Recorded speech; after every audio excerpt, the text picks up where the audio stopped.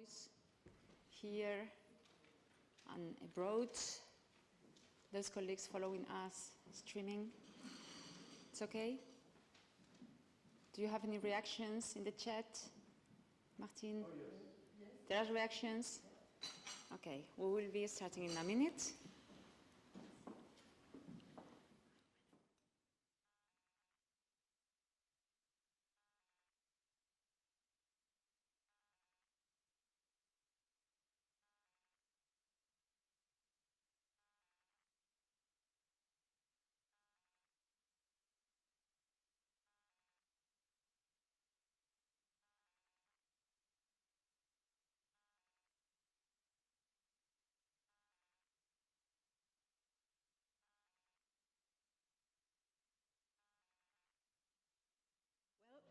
Welcome all to the University of Roehampton.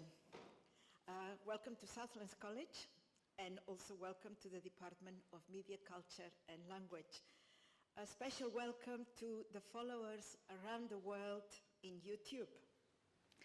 We are delighted to host the Gamified Intercultural Telecollaboration for Foreign Language Learning seminar. It is encouraging to see in a world where languages seem to be, especially in this country, a kind of endangered species, that there is still so much work going to promote language learning and teaching and research into language methodology. The venue could not be more appropriate for this event. The university is ranked best modern university in the UK, and it has a beautiful Parkland campus. Today is a glorious day, not quite the typical day that you associate with the United Kingdom. And all of you who are here, I would encourage you to go and visit the campus if you have time during the day.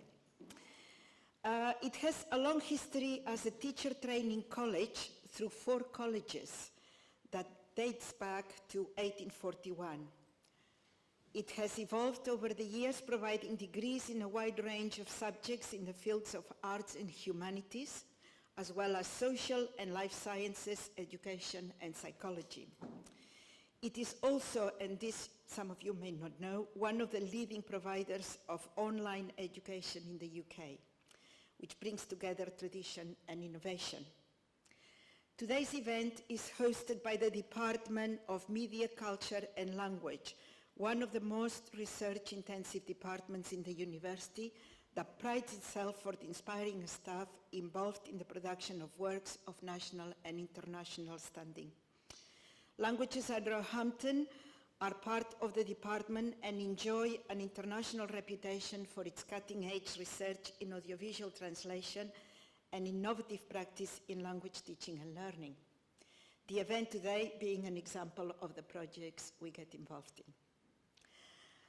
TeCoLa, or Pedagogical Differentiation through Telecollaboration and Gaming for Intercultural and Content Integrated Language Teaching, quite a mouthful, and I'm so grateful that it has an abbreviation as TeCoLa, is a European-funded project that brings together researchers from Holland, Belgium, France, Germany, Spain, and the United Kingdom, working in collaboration with the schools. I'm told there are over 700 school children and 260 teachers that have already taken part in the project. They bring innovation and the exchange of good practices in a strategic partnership for school education. I shall let Kristi Jauregi from the University of Utrecht and the leading, or one of the leading members of the project, tell you more about their work and today's event.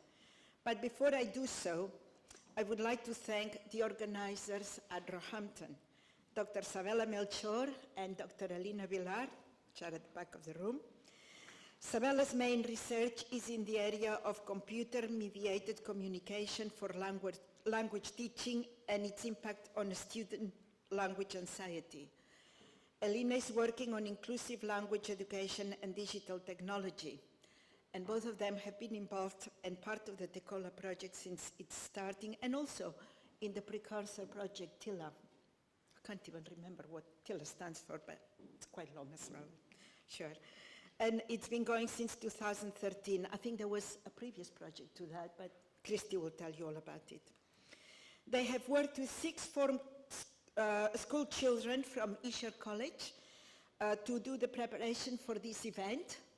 And those name tags that you're wearing and the certificates that you will be getting were prepared by the school children, which is really very much in the true spirit of a project that brings together university research and teaching practice. There are also some other students involved in the preparation. Anna from Erasmus+, Melody and Miriam, which are students in our department, and you will have encountered them throughout the day. Just before I pass you over to Kristi, just a few housekeeping details, as it is customary in these events. Very basic, the bathrooms, just outside this building, outside this room, but also alongside the corridor, where you might find as well quite a lot of children today with musical instruments. Roehampton hosts Saturday morning school, Color Strings, which is for promoting music in school children. Fire drills and regulations. I'm not aware that there is any fire drill scheduled for today, so if the alarm goes, please do all go out, and there is an assembly point immediately outside the main doors of the building. Refreshments, as you can see, for those that are here, are in this room, and you will be getting coffee breaks and lunch delivered as well. What time is lunch? About 1 o'clock, I think, probably. Okay. So all it's left for me to do is invite you to see the college, especially if you go and see the library. You will see that as you approach the library, which has just been launched last week, I think, there is a big metal plaque over the main entrance, and you will see that it looks like shelves of books. But as you get closer and closer, you'll realize that it's library written in as many languages as you can imagine. So I invite you to go and look and see if you find your own language or language you're particularly keen on. So all is left for me to say, as I said, is to thank everybody involved in organizing the event and wish you all a very productive and successful day. I know it will be. So Kristi, over to you.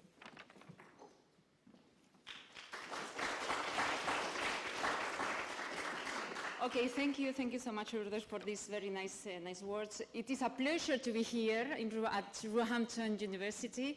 It is really a wonderful place. We didn't have much time to have a walk in the campus, but I hope we will do that this afternoon. A very warm welcome to all of you being present here, and to all of you following us from all over the world. Welcome to this first seminar on the TeCoLa project, Gamified Intercultural Telecollaboration for Language Learning. Of course, a big thanks to the organizers who have been working so hard for the past months, I would say. Sabela Melchor Couto and Elena Villar. It is really a pleasure to work with you, to collaborate with you within the project. So thanks so much. And of course, we have plenty of objectives, and maybe these are quite ambitious objectives related to the seminar today. But it is the beginning, okay, of this ambition. You will get to know more about the TeCoLa project. We hope you will get inspired on how to innovate and enrich foreign language curricula by integrating gamified intercultural telecollaboration in your courses. You will discover how to create meaningful, enjoyable, and usable tasks for gamified intercultural telecollaboration. You will be aware of possibilities to deal with diversity in gamified telecollaborative encounters. To find out more about how to participate within this very exciting TeCoLa project with an amazing team, I must say that as well, to meet the TeCoLa team and to become enthusiastic about the possibilities the project offers to enrich and make foreign language curricula more meaningful for the learners and also for ourselves, teachers and teacher trainers. So this is a little bit the program we have for today. I will present shortly the TeCoLa project. I'm from Utrecht University and the project leader. Then later on you will have a very enthusiastic presentation by Nick from 3DLS, Gamified Intercultural Virtual Worlds, and then tasks is a really very important aspect within the project, and this will be given by Kurt Kohn and Jozef Colpaert. Then we will have a break. We'll have all the possibility to have some tea, some coffee, and the people being here, you will have a hands-on workshop where you will be exploring how to work with virtual worlds, gamification, tasks. That will be really very exciting. And those following us streaming live, you will have a very interesting presentation given by Elena Villar on learner diversity. And then later on at the end, you will have the opportunity to ask questions about how to participate in the project. That will be at the end for the people following us streaming. Okay. In every presentation, we have allocated some 5 minutes for questions. So we would like this to be interactive. The ones being here, of course, we have a microphone and you can ask all kinds of questions. And the people following us streaming, you can post your question using the chat, okay? So let's talk about the TeCoLa project, this very exciting project. It is about, as you heard, the title is very long, but very significant. It is about pedagogical differentiation through telecollaboration and gaming for intercultural and content-integrated language learning. Okay, it is an Erasmus Plus project. We started last year, and we will be finalizing in 2019, in August 2019. So we have plenty of time to go, and plenty of possibilities to be working with you. Okay, so, but it has been like a long project. We started in 2009 with a very, very interesting first European project called NIFLAR. In NIFLAR, we worked especially with university students doing telecollaboration with one another, and at the end of the project, we carried out a pilot with secondary school children. And we realized that at universities, it is feasible to organize telecollaboration exchanges. We have the computers, we have autonomous learners, we have dedicated teachers, we have time, we have flexibility. But the challenge is secondary schools, okay, where children have so many different subjects and they have languages for 2-3 hours a week. They have to run from one place to the other, and it is like there is not so much flexibility, okay? So it was a real challenge. And we said, okay, we like challenges. So our next projects will be focusing on teacher training and secondary school education in foreign languages. And that's how we started in 2012 to work on a very amazing TeCoLa project. And TeCoLa project is not, the title is not a long, telecollaboration for intercultural language acquisition. Okay, and then we started, as I told you, last year, working on the TeCoLa project. But there was something that happened at the end of the TeCoLa project. We participated also in an additional project, Eindhoven 2030. And then we started thinking on experimenting with gamification, with serious games. And we carried out an experiment at secondary schools with 2 very innovative teachers, one from the UK, Helen Myers, and one from the Netherlands, Bart Pardoel. And I think that you might be following this. This was really an exciting experience for us, for the teachers, and for the learners, because they were playing games using German as a lingua franca, and they were using the language at A1 level, okay? And what we noticed there, that it was very motivating for the learners, but not only that it was very motivating because they had like a lot of fun and enjoyment, but they were able to communicate using the language with each other. And yeah, to engage in social interaction, to talk about what strategies use in order to be able to gain and to become the winners of the game. So it was really very exciting, and that's what inspired us in TeCoLa. Okay, so I have been using a lot the word telecollaboration, and for those not knowing what it is that was very quick. Internet-based intercultural exchange between learners with different cultural national backgrounds, carried out in a university, a school setting, in order to develop communicative skills and intercultural communicative competence. Okay. Another very important ingredient within the TeCoLa project is the one related to games and virtual worlds. And as we know from research, is that entertainment can be really very important in language learning and all kinds of learning, because it also can promote learning. Okay? These games and virtual worlds can include techniques that promote this engagement and motivation, which is also the basis of all learning approaches. Okay? And in serious games, we use these techniques, these gamification, gaming techniques, in order to learn, in order to promote learning. And in the last few years, there has been a lot of research, also within the COL field, which is our field, computer assisting language learning, proving this, of trying to prove this. As I told you, I'm not alone. You will be able to listen to different colleagues from the TeCoLa project. The TeCoLa consortium is represented in 6 countries, the Netherlands, Belgium, France, Germany, Spain, and the UK. And as you see, there are different universities participating in it, Utrecht University, Antwerp University, University of Valencia, University of Roehampton, and also other experts working on intercultural communication and language education, which are Link and Transit Lingua. The one in Germany, the other one in France.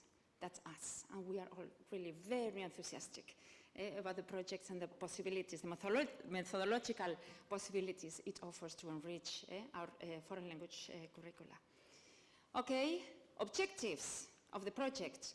Well, to empower you, to empower teachers to be able to use and integrate in your courses this gamified intercultural telecollaboration, to internationalize teaching. We are learning, we are teaching foreign languages, and we are all sitting in the classroom with our books and then doing some pair work and doing multiple choices, and we have all the world at our disposal. So why not engage our learners in doing tasks, in communicating, in doing games, playing games with people from Spain, from Germany, from France, from anywhere in the world. The technology is there, okay? And we are there to help you with ideas for task design and the way to integrate it in your courses, okay? This is 2017, sorry, we are living in, okay? So it is time to work with these tools we have at our disposal. Something that is also very important in the project is to promote the integration of all pupils, regardless of their background, okay, the needs they have. This is something we will be working on, looking at how to differentiate, how to give a place to everybody, to all the children we have in our classrooms. And we will be using these wonderful virtual worlds. Nick will be talking about in a minute, gamification to diversify teaching and facilitate also content-integrated language learning. So in the project, special attention is given to the authentic communication practice. Okay, and that's something which is very relevant for all teachers. We did have a needs analysis at the very beginning of the project, and all teachers told us, 177 teachers told us that one of the main concerns is to promote authentic communication in their teaching. Okay, and this is also related to intercultural experience, because learning a language is not just learning about grammar and words. It is knowing about the other culture, my culture, to develop knowledge, skills, attitudes of openness, of interest, curiosity about the target culture.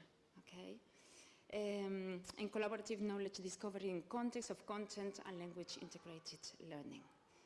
And as I said, diversity is really a keystone within the project. Well, we will be offering different types of telecollaboration according to the tools you will have at your disposal, which are these 3D virtual worlds in OpenSim.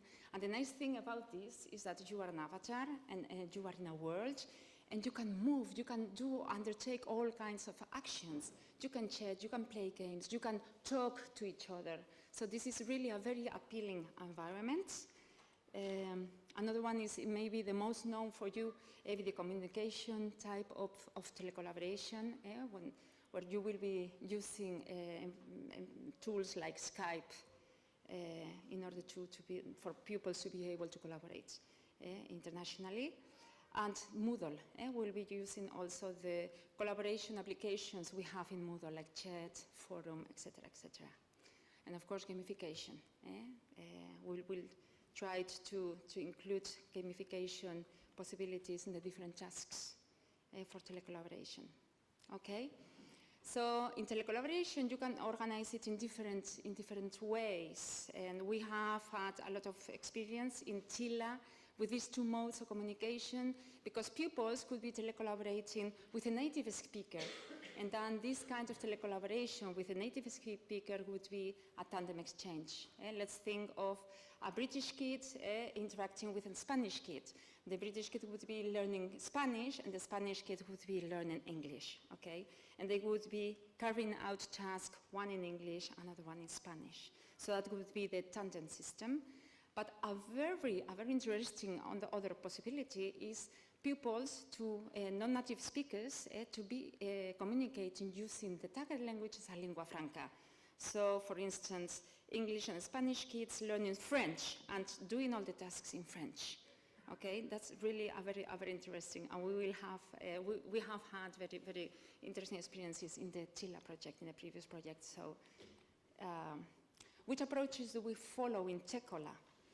Well, of course, we follow task-based language teaching, and the idea is that we learn to communicate by communicating, and in this communication moment, the tasks we give to our students are really very important. That's why we are very much concentrated in looking for these meaningful, usable, and enjoyable tasks for our learners. Another approach we follow is that of intercultural communicative competence, and we follow like Byram and other researchers, technology-enhanced learning, because it is how to better use technology and implement technology in our teaching, and of course motivation, which because we want to get our learners to enjoy their English, their French, their German, their Spanish, okay, and learn a lot from these exchanges. What will the project outcomes be? So as I told you at the very beginning, we did carry out a study on the teacher needs that was really very interesting for us, because we have been using this information in order to prepare the training and the workshops we will be giving from the end of September, beginning of October, either face-to-face and especially online, to those teachers willing to engage in the project, okay? So that's very important that you check our website, yeah? Another interesting thing that it won't stop by the training sessions. We will be coaching and helping, supporting these teachers with their telecollaboration experiences.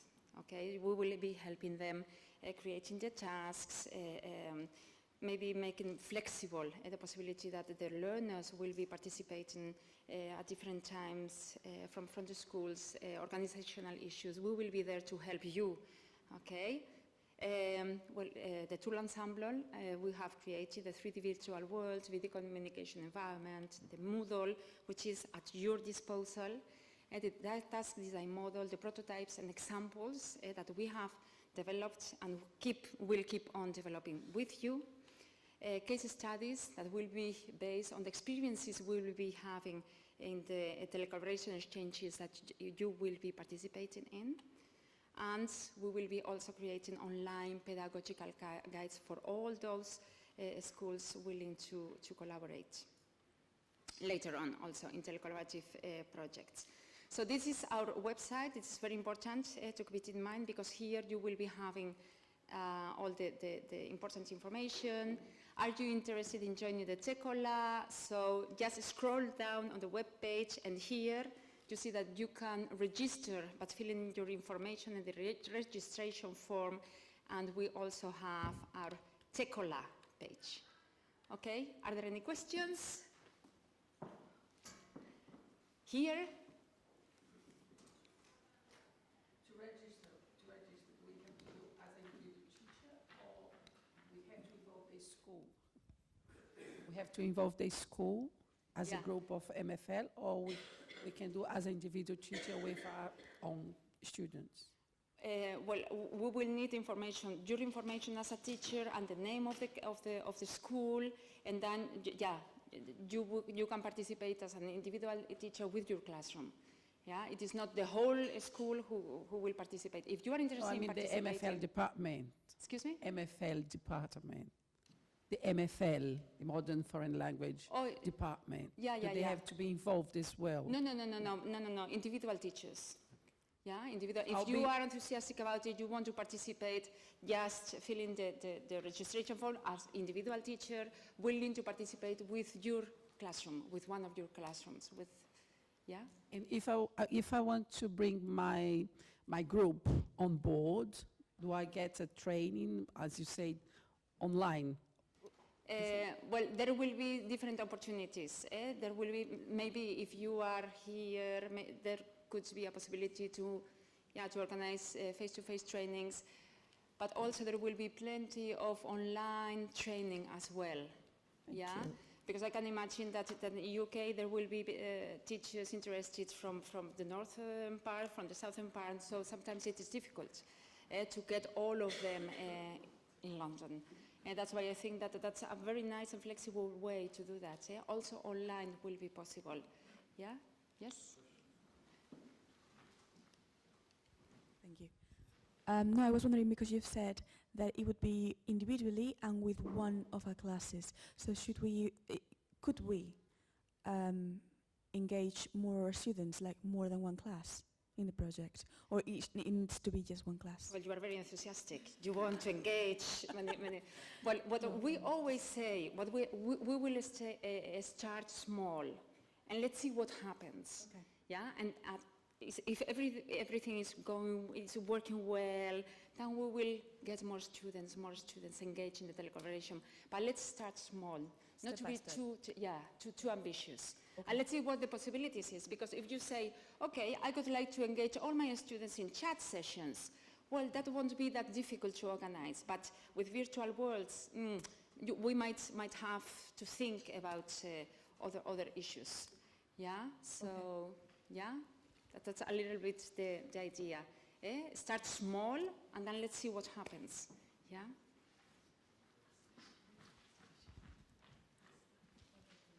Sorry, from the chat session, Yes. I've got just one question about technology. If students don't have the technology at home, how can we do it? How can we help telecollaboration within schools? Because if they don't have the technology at home. Well, the technology, I think that it will be present at schools, and the technology learners would need to use is a laptop. If they have a laptop, they can get a laptop from the schools. If they haven't got it at home, and for some applications, we might be, because with Moodle and the chatting, we could be using a tablet or the smartphone. Okay. So I think everything should be possible and feasible and workable. Yeah? can we just say, for those of you who are present here, that Elena and myself can do face-to-face training sessions for you where needed. So we can organize online sessions if you know, if you're in different places and you cannot get here, but we can also try and get to your schools and train you and perhaps other colleagues that may be interested. So do catch us later if you're interested, and we'll start to, you know, find the date in the diary and see if we can get organized. Thank you. There's another question. Yeah, later on we will have the opportunity because we have to stick to the schedule. Okay, so now Nick Zwart from 3DLES will be telling you everything about virtual worlds, gamification, in a very engaging and enthusiastic way. Okay, my pleasure. Yes. Thank you.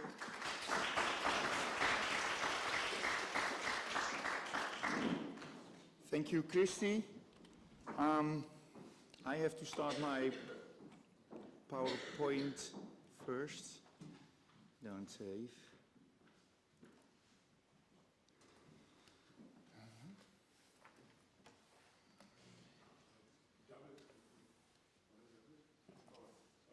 Yeah, it's slow today.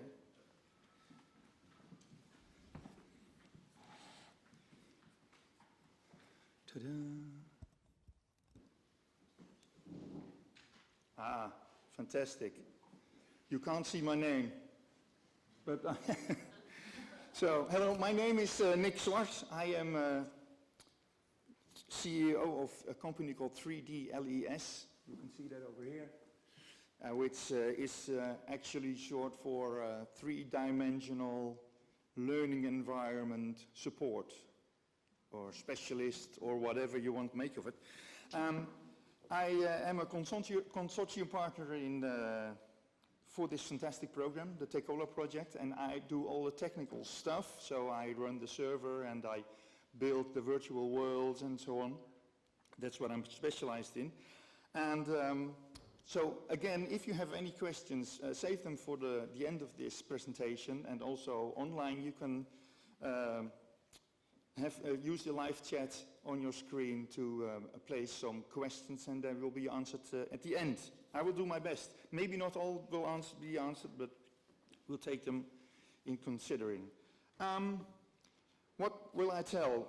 My presentation will be about gamification of gamified telecollaboration in virtual worlds. We will look at the difference between full games and gamification. There are differences.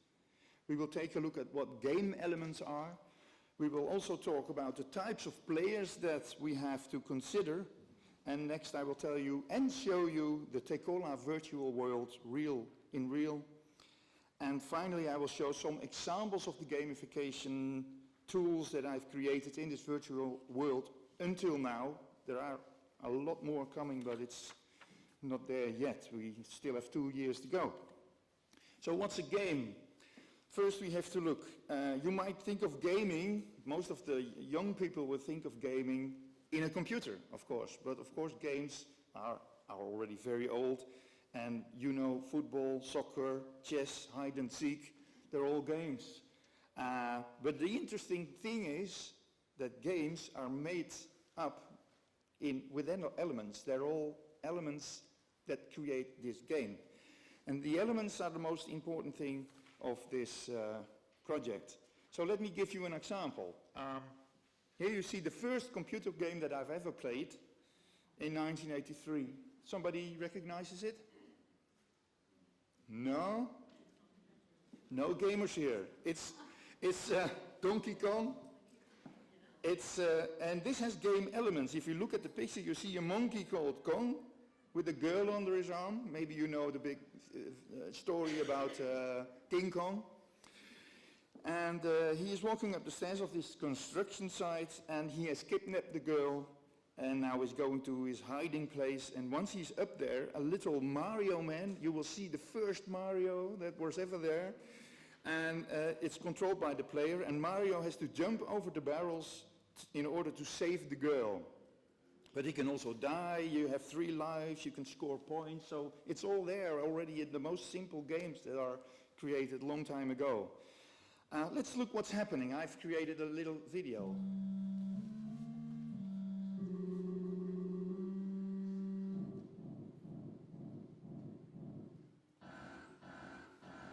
So this is the story, the introduction, and then it says how high can you get, and there's Mario.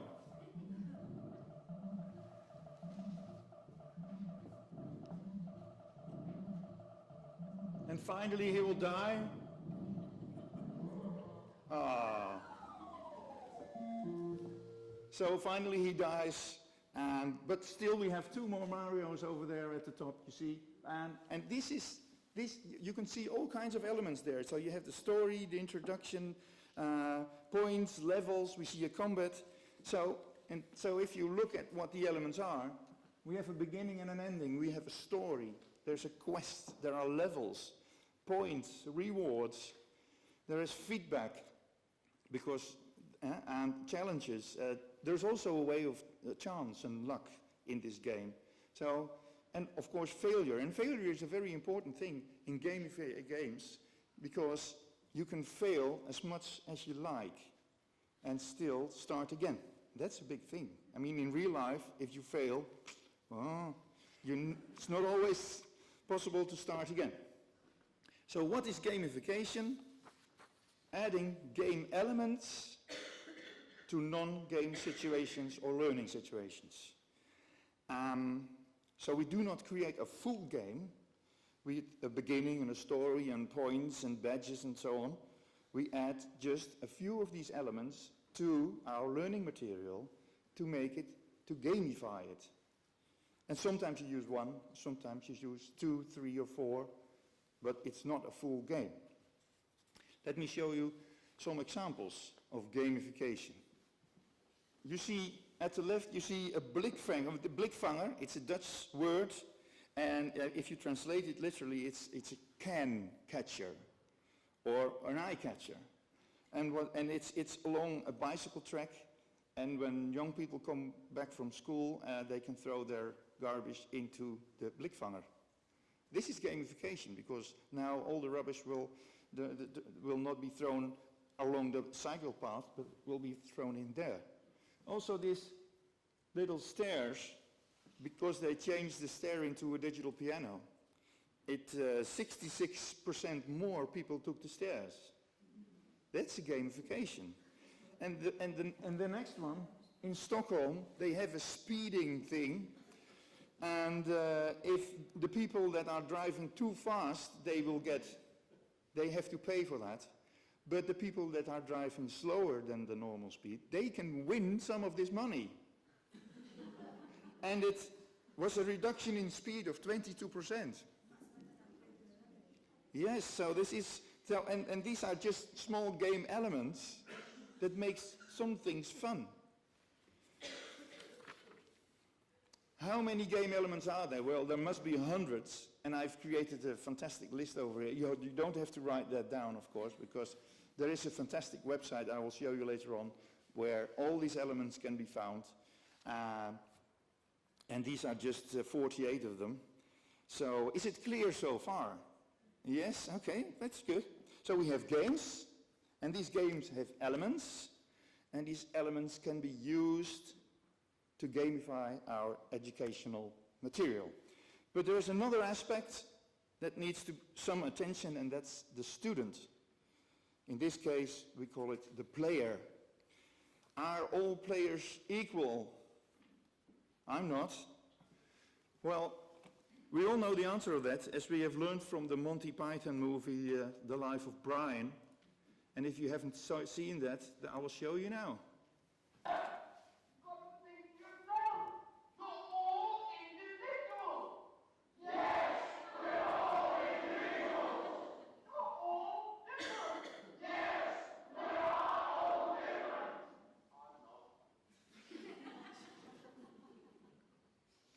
Okay, that was just a short joke. Of course, players aren't all the same. There is a special man called Richard Bartle, and Richard Bartle, he created the Bartle taxonomy of player types, which is a classification of video game players. And it divides it in 4 parts. You see the killers, the achievers, the socializers, and the explorers. And you're never one of these, you're a combination of these 4. And if you see, I did the Bartle test, and I'm 87% an explorer and 7% a killer. I hope my wife does like that, but I'm not really a killer at home. So if you want to do this test yourself, you can download an app on your iPhone. You can see the little icon over here, and do the Bartle test yourself, so you can do that later on. So this is a test from 1996, and it's already quite interesting, but there's a more recent test that works with 6 player types, and it's designed by Andrew Majewski, who lives here in the UK as far as I know. And here we see the player, the socializer, the philanthropist, disruptor, free spirit, and achiever, and they all have their own way of working and playing games. The player, you can see here, the player is willing to play. Doesn't matter what's there, he will do the game. And the disruptor is not willing to play. The disruptor is motivated by change. He wants to change, he wants to see if the game will crash. And they want to disrupt the system. And the other 4, they are less willing to play, but they are motivated by some of these game elements that I already mentioned. So if we want to create a game, we have to consider that there are several game elements, game player types, and also girls are different than boys. Because when you send boys into a virtual world, they will all run around and touch all things, and girls go into the virtual world and they say, oh, I want to change my appearance. And they start dressing and they want to buy some hair and stuff and so on. So these are only 2 types. So we now have these game elements, and there are a lot of them. And we oh my God. I think the disruptor just logged in. And we have these player types. And this gives us some tools to be creative in our approach to make gamified material for education. You see these cards. I have examples of these cards here. It's a PDF that you can download from the website of Andrew Majewski. The website is on another page, and you can cut them out and use these cards with your team to find out what is more appealing to the way of your how you can gamify your lessons, which one of these you can work with. So it's very interesting but it cost a little money, a few pounds. He created this on his website, and he also has a test. And I did the test also. As you can see, again, I am 7% a disruptor. Not a killer anymore. I'm very happy with that. So you can do the test yourself also. It's on gamified.uk. That's the website. And why do we want this, or to know all of this? That's because, and Kristi already said that today, we want all learners to engage and learn. And because we have all these different player types and all these ways of gamify our objects, they might engage a bit more than, let's hope. I want to introduce you to one more person. It's Professor Karl Kapp of the Bloomberg University. He wrote this fantastic book about gamification of learning and instructions. This is the first book about gamification. He also wrote a second book, which is a field book with more practical stuff in it. And this is the man, Karl Kapp, and he has something to say to us, actually, to everybody who is in education or in research for gamification. And I have this video of the man. That's not the man. What research do we need to do about gamification and learning in the future? Yeah, that's a great question. Actually, Sunday I was at work with Kevin Werbach and Sebastian Dieterling, and they did a whole thing on gamification. It was very funny, the practical versus the research perspective, because the researchers say, we don't have that much research on gamification. We really can't make a you have? And they're like, well, we only have 300. The practitioners are like, give me one, 300. But we really need to know what combination of elements motivate people but still allow learning to happen. So the problem is, too often, we don't know which game element drives the learning element. So is story a better driver for learning than points, or points a better driver, or badges a better driver? So we really need to think about what are the drivers of learning, and which of these drivers, which of the combination of these drivers give the best learning outcome. And I think we're just at the beginning of gamification, and what's going to happen is we're going to learn what works and what doesn't work, and then we're going to be able to implement that into our learning more effectively, and it's going to be more of the design process than what we do now. Thank you, Mr. Karl Kapp. And well, so he asked, what combination of elements motivate people but still allow learning to happen? So the problem is, too often we don't know which game element drives the learning element. And that's something that we should test. So it might be that I have created something in the virtual world which doesn't work with the students, because this game element is not really helping the learning thing. That's what we have to find out when we are working in the virtual world. Within the TeCoLa project, I have to consider some more things. There are limitations. And why are there limitations? Because we want the students to collaborate. So I have to come up with some system that students have to work together in this gamified object, to get the answer of the question or so on. It has to be about language learning. It has to take place in the virtual world. I mean, like, we have more options, but I am working on the virtual worlds. And maybe there are also more limitations. So, I mean, a virtual world already has its limitations. So let me ask you about virtual worlds. How many of you already know about virtual worlds? Oh, a little bit. That's a very small hand. So nobody has logged in a virtual world. Okay, well, maybe it's good to have a look at the virtual world then from TeCoLa. The TeCoLa virtual world is actually a piece of very ingenious software that runs on a very fast server somewhere in the north of France. It's open simulator software, it's open source. It looks a bit like the Second Life software, but it's actually not its own software. And if you want to visit this virtual world, you have to have a personal account, and you have to install a special viewer, which you see on the left, and this viewer can log in on this virtual world server.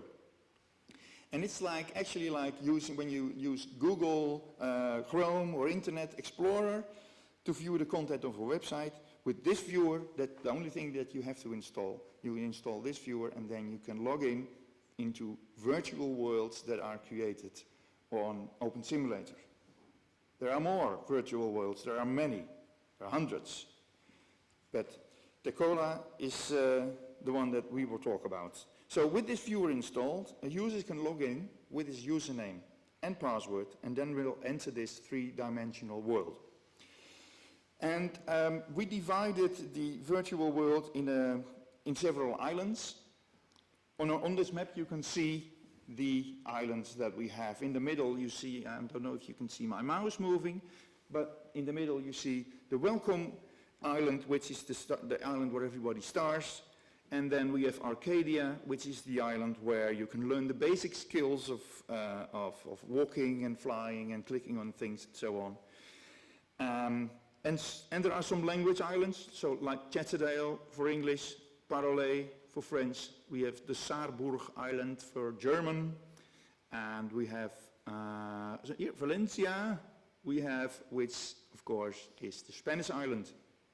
And there are some islands that are not related to any language, like here Asterix Island, because in every country they have Asterix books, so you can play there some Asterix role play or whatever.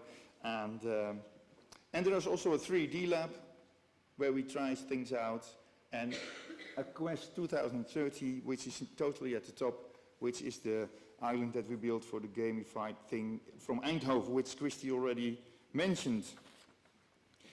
So when you enter this here for the first time, you will arrive at the welcome area, which is divided in 5 parts. You see the central area, and then we have the shopping area where you can find material for the teachers, but also some extra clothing. For instance, if you want to change hairstyle and what girls want. There is a small meeting area where you can have meetings with your team or whatever. There's a gaming area where we place games that we created to test and to let the disruptors have a go on it to see when it crashes. And we have a sandbox, and on the sandbox we build things and we try things out, and also all users are able to build stuff on this sandbox. So one thing I have to say about virtual world is that virtual worlds is not a game. It's a virtual world. It's a world where you go in and you can walk around and you can talk with other people with a headset, because it also has a voice system, so you can talk. People from the Netherlands can talk with people from Spain or people from the UK. That's no problem, but it's not a game.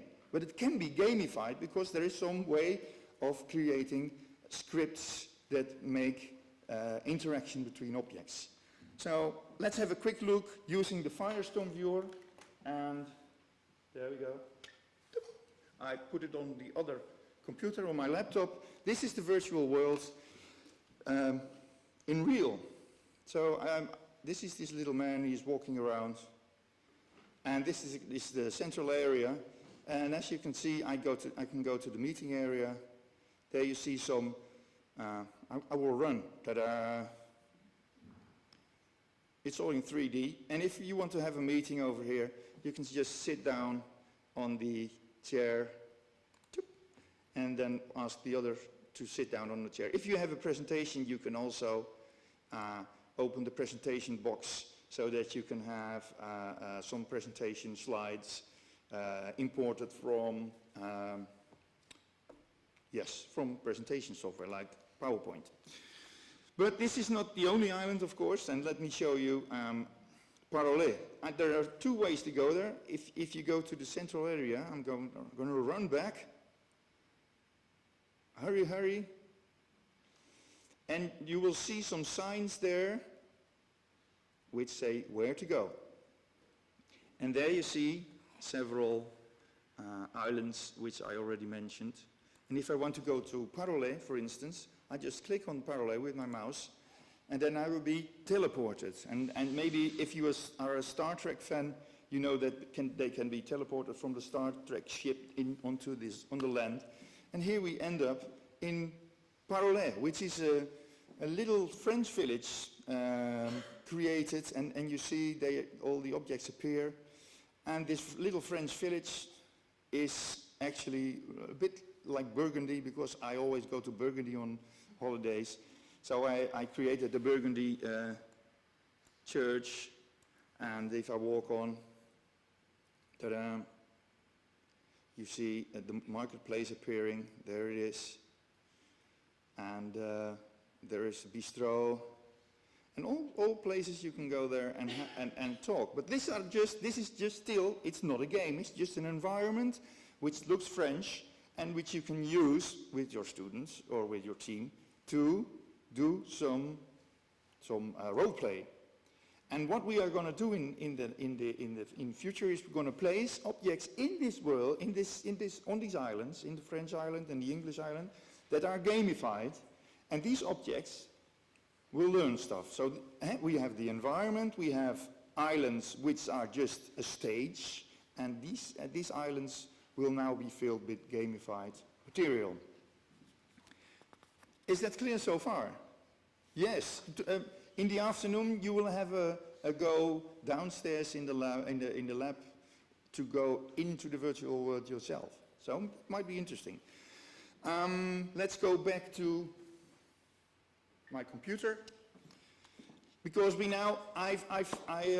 made a set of virtual world gamification elements. These elements are I can use in the virtual world. So it's story, quest, virtual economy, customization, gifting and sharing. And well, let me show you some examples of these. For instance, at the welcoming area, I created a virtual money machine. It's not in use now because we don't use it in the game. But this virtual money machine, if a student wants to buy new clothing, or you want to have an avatar that looks like Asterix or whatever, or I want to have a dragon suit, you have to have money. And this money can be earned by doing an assignment or whatever. But you can also have money by clicking on the bank thing, and it will give you 100 euro, TeCoLa euro, every 24 hours. It's just an example, because when I want the students to log in more, often they log in for a daily treat. And they go every 24 hours, they go in there, and then of course they will check out if there's anything else to do. The game that I created for the Eindhoven 2030 also has elements. These are the elements that I used there. And now I'm working on a questionnaire. And the questionnaire we will see in the, I'm going to show it in real life, I think. That must be much better. The questionnaire, I'm going to switch again to my laptop, because it's the last thing that I'll show. Ta-da! Where is it? In the sandbox, of course. I can also fly. For people who have never flown, this is the questionnaire system. And the questionnaire system is actually a system that where there are questions, there is an assignment, and you see the assignment on the left board. This text will be shown on the board next to the questionnaire. The second one is a video screen, so I can show an introductory video or an explanatory video. And when I click on it, it will also appear, and here it will say something about chatter, which is not very interesting. Yes, of course. It looks quiet, very quiet. And then finally, when I have done all this, I can go to the questionnaire, sit on it, and 4 of them can sit on it. So you can go with a group of 4, but also 3 or 2 can do the same. And then questions are loaded from a database. And these questions are appearing here at the top. I'm not going to do that at the moment because we have not so much time. But what's interesting is that the questions that are loaded from a database can be adapted by the teacher. And these questions, if I click here, I load a web portal. Oh yes, there we go.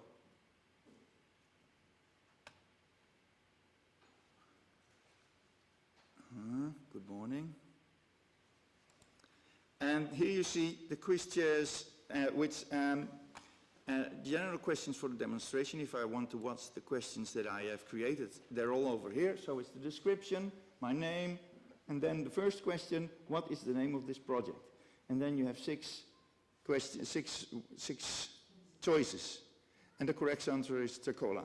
These questions, which are actually in the questionnaire that you saw in World, these questions you can create yourself. So a teacher has very easy possibilities to create their own quizzes, and also if you see a YouTube code, which you can create a video with some explanation about it, and then afterwards they can do this quiz. And when the quiz is done, at the end, and I will sit on it again, when the quiz is done at the end, the teacher will receive an email with the results of who has been sitting on these chairs and what is the amount of questions that they had right. So here you see what is the name of this project. That's the first question that you saw. If I click on TeCoLa, then my chair will go up 1. And then I get the next question, and it says TeLa, and then my chair will go up again. So when I finalize this, well, I have to do 10 questions, which is a lot of clicking and a lot of thumping. Sorry. Sauer. Almost there. 42, yes.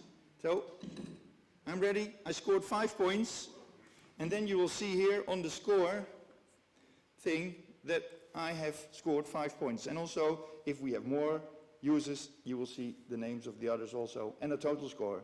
And then 2 buttons appear, reset without sending, and send the result to the teacher.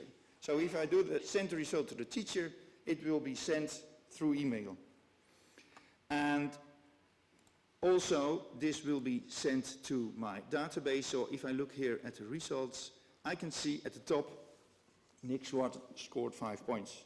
So you can see the results also online. This is something that we will create, is created already, and can be used in virtual worlds. There's the next thing, which I will show you just in 1 minute. There are assignment boards, and these boards are also connected to the database, because we have to stick to the time limit today. And these assignment boards can be web pages. So you can, and you can place these boards, for instance, you saw when we walked through Parole, you can place these boards in Parole and put assignments on them. And these assignments can be a web page, but it can also be a page that you created in Google Documents, which you can share. Then the share you can put in here, and then you get something like this. This is a Google document. And you can only view the document, but if you, for instance, what's the next one? This one. It's a Google drawing thing where we can draw together. I can change here the drawing and I can place new objects in it. And you can, so you can have students collaborate with each other to create something which is normally on a web page, but now they can do something in the virtual world attached to your assignment. And these assignments, we can also test that downstairs in the second part of the show. Well, that's it for now, because I am out of time. I think I have told everything. Oh, don't forget Carl Kapp. Do the Bartle test. And 6 player types, go to gamified.uk and TeCoLa website. And now we are ready for the questions. Are there any questions right now? We only have 2 minutes, so we can't do all the... Oh, it's 10 minutes per question. Oh, I have 2 minutes for my presentation. Oh! Ah. Okay, so I'm too fast. That's good. Yes. This, oh yes, so you can write it down. I can show you a bit more about the, no, well that's okay. So if you want to try this virtual world yourself as a teacher, you can contact us and we can get you an account. So you can go in world, and of course if you have a fantastic idea about something to gamify in this virtual world, then please let us know. You have to consider that the virtual world is something that you will, when you let students go in there, it's not a linear project. So it's not they go from one sign to the next sign. When they enter, they can go left and they can right and they can fly and whatever. So you have to consider always with your assignments that it's possible to spread it. I see a question. Yeah, Nick, given that you've got 2 minutes left, could you perhaps show them how to change the questions in the quiz? Yes. Because those were questions, generic questions that Nick just drafted just for the sake of, you know, showing you what the game is like. But obviously you can do your questions in French, in German, in Spanish, and on whatever you want. So perhaps it would be useful to see how they can do that. Yeah. Okay, well, it's quite simple. Because first I have to create a set, and I create a set, a new fresh set. Put my address in it, my email. Nick, the screen. Oh, you don't see anything. Ta-da! So I can create a new set down here, and then a description. I call it Roehampton 2. And when I submit this, then you will see that a list of created sets now has 5 sets, and I created ID number 9. And this ID number 9 is very important because I need that for later on. So, and now I can edit these questions here. I can put in a YouTube code, I can type the questions, but I will show you one that's already done, this one. So, for instance, which company created the video? It says here, and the answer is 3D Less. But if I want to add some more choices, like let's say Roehampton, and I say Utrecht, when it's done, only thing I have to do is save. And then the questions will be saved onto the database and will be automatically loaded onto the quiz chair as soon as somebody sits on it. So if I watch this here, now you see that Roehampton and Utrecht are filled in. And if I go to the quiz chairs, I run. But now I worked with the set number 6. And here, these chairs are set to the set number 1. As you can see, quiz chair, it's down there. Ta-da, quiz chair ID number 1. So I want to change that, so the only thing I have to do is type /42 and 6. And then all the elements of this game, this gamified objects, will load the information about 6. So it now says watch the video and do the quiz by sitting on one of the chairs. And I'm going to sit down on the chair and I wait for the 6th question because this only has 6 questions or 7. And then also you see now that it's only showing 7. And then here, which company created the video? And here you see Roehampton and Utrecht are added to the choices that I created. So that's how you change your questions yourself. And every teacher can create his own set of questions and use them by typing this /42 and then the ID number that you have for your set. So there can be an unlimited number of sets. There's a question. So this is the virtual world where students can do different kind of tasks. But there is a game as well within the big virtual world, a game for students to play, or no? No, this is the game. This is. We are not talking about games. We are talking about gamified objects, which you can use within the environment. So the main thing is it's a virtual world as a stage where you can do the role play or whatever, and we put gamified objects in it. And sometimes it can be a complete game, but it's not. What you see here is just gamified to do some assignment, just a small assignment, do a quiz, and that's it. Because for me it is an activity, but yes. You can say that it has game elements, but for me it's like a traditional activity, but in a virtual world. So it's traditional for you to go into a virtual world and then... Well, if you see, you prepare a quiz, like with some questions based on some video comprehension. Yeah. That's what I'm doing without being in a virtual world. I thought that I'm thinking of how it's connected with the game elements, because at the end is, well, the reward, the level, the points, but there are no other elements such as curiosity, motivation, in that particular activity. Yeah. No, it's not there. It's just a part that you might use, but you can imagine that you use this quiz chair without the boards and put it in another village like Zettedale or Parolais, and then have the assignment boards around so they can run around and find clues and talk with each other, and then at the end they do the quiz. So that's the way to use a virtual world, not as a game, but as assignment in a virtual world. And why do we do this with students? Students really like to be in a virtual world, running around, changing things and so on. So it's fun for them.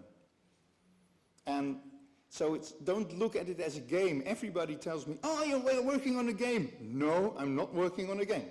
No game. Please never mention game anymore. It's gamifying objects. Yes? Forgive me if I'm completely ignorant in this virtual world. The first part that you showed, that he was in a circle of chairs. Yes. So I start the virtual world, I will be there, and then more people come in. Yeah. And start to interact. Yeah. And it's like interact in the language that I want, or they start to talk in different languages? How That's something that you have to click somewhere to say is in Spanish. No, because the people that you interact with are also real people. So you have to talk to these people and say, which language shall we choose? There are no robots running around talking to you. It's a meeting place in a virtual environment, so you can meet people who are actually living in Valencia or living in Amsterdam. And then you can have, for instance, you can have a teacher in another country sending 2 or 3 students in, and you send also 2 or 3 students in. And okay, you will talk about this and this topic, and then after you have done the topic, go to the quiz chair and and see if you can get all the answers. Thank you. So that's the telecollaboration thing. They have to work together from different countries and then finally do a quiz or do an assignment, and there will be more and more stuff, of course. I have many questions. The first one would be, are the students meant to use these at home, or are they meant to use it at school while you're supervising them? It can be used at school, and it can be used also at home, but it depends on how you want to manage your lessons. The problem is if you do it at school in a computer lab, for instance, and you have more students working in the same area, you hear them talking to each other with the headsets on. So, that's more about. That's a difficulty. So you have to think about how to spread your students around in a computer room. Okay. Also, for me, it is difficult to imagine this, how it would work, even if there's an assignment or a task that students have to do in the virtual world, because my students are English speakers. And I know it seems stupid, but because English is at the moment the lingua franca in the rest of the world, wherever they go, no matter where the students are from, they will try to use English because they know that the other students from, let's say, Spain, France, or Germany could understand them. Yeah. So if, for example, the students were German and the other students were French and they had to use, I don't know, Spanish because they have that in common, yeah. They would use that French or that German or that language that they're required to do. But because I know my students, I know they would try to use English. Yes. So is there a way in this virtual world to make clear to students they can only use the language that has been chosen for the task? No, it's not there. But what you could do is that one teacher also will log in and will guard what they're doing, or you can have a special piece of software that you can ask the student record what you're doing over there, so we can listen what you have been talking about. And is the communication oral communication? Yeah. Okay. With the headsets. How you check what they're saying, what they're not saying? The only way to check that is by logging in yourself and walk along with them in the virtual world and listen to it or have it recorded. Yeah. I think we're almost out of time. Last question. Yeah, that was It's already out of time. Oh, and do we have any digital questions? No, okay. Comments, okay. Thank you.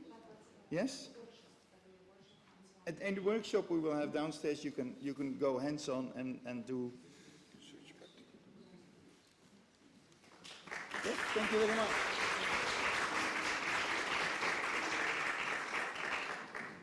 Okay. Great.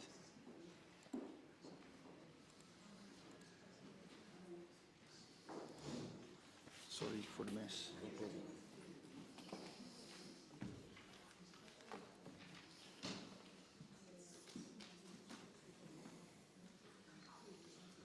So thank you, Nick, for these beautiful examples of gamification and virtual worlds that hopefully will inspire all project team members and many teachers as possible in Europe. My name is Jozef Colpaert from University of Antwerp. I have 40 years of experience. You can see that, you can hear that in my voice. Tired as a language teacher, developer, researcher, scholar, everything you want. I'm going to shock you a little bit. My conclusion after all these years is that there's not enough evidence to suggest that technology has a direct effect on learning.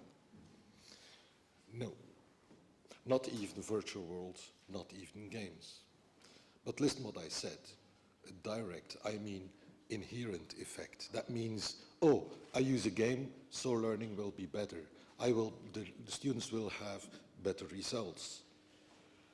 My statement is, my hypothesis is what I want to prove before I retire, is that the added value of technology depends on the designness of your learning environment on the one hand, and what I will talk about on task design on the other. What do I mean by designness? Designness is the extent to which your learning environment as teachers, this is what you do, all your activities, all your content, all your technology, your pedagogical model, you put it to place, the extent to which you design this in a methodological way. And I see this as a puzzle.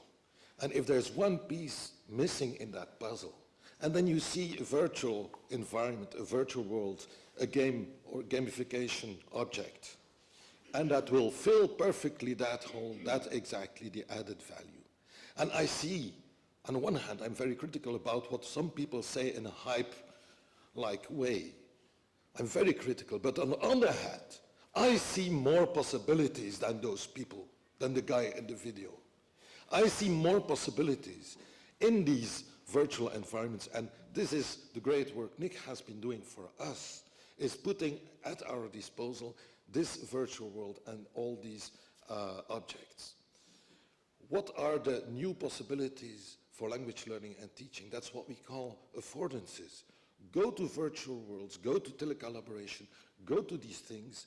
If you clearly see which activities, which competences, which skills can be done, trained, acquired by these activities and not by any other activities. That's what I have learned in these 40 years. Your learning environment is what you create for your students, and wait until you clearly see, and that's the role of our project, we want to show you these possibilities, and wait until you clearly see them, and then all the rest, the technological side, will become very easy, especially with the support of Nick. Coming back to task design, my starting point, also a starting point, I'm a little bit obsessed. That irritates the other team members, sorry for that.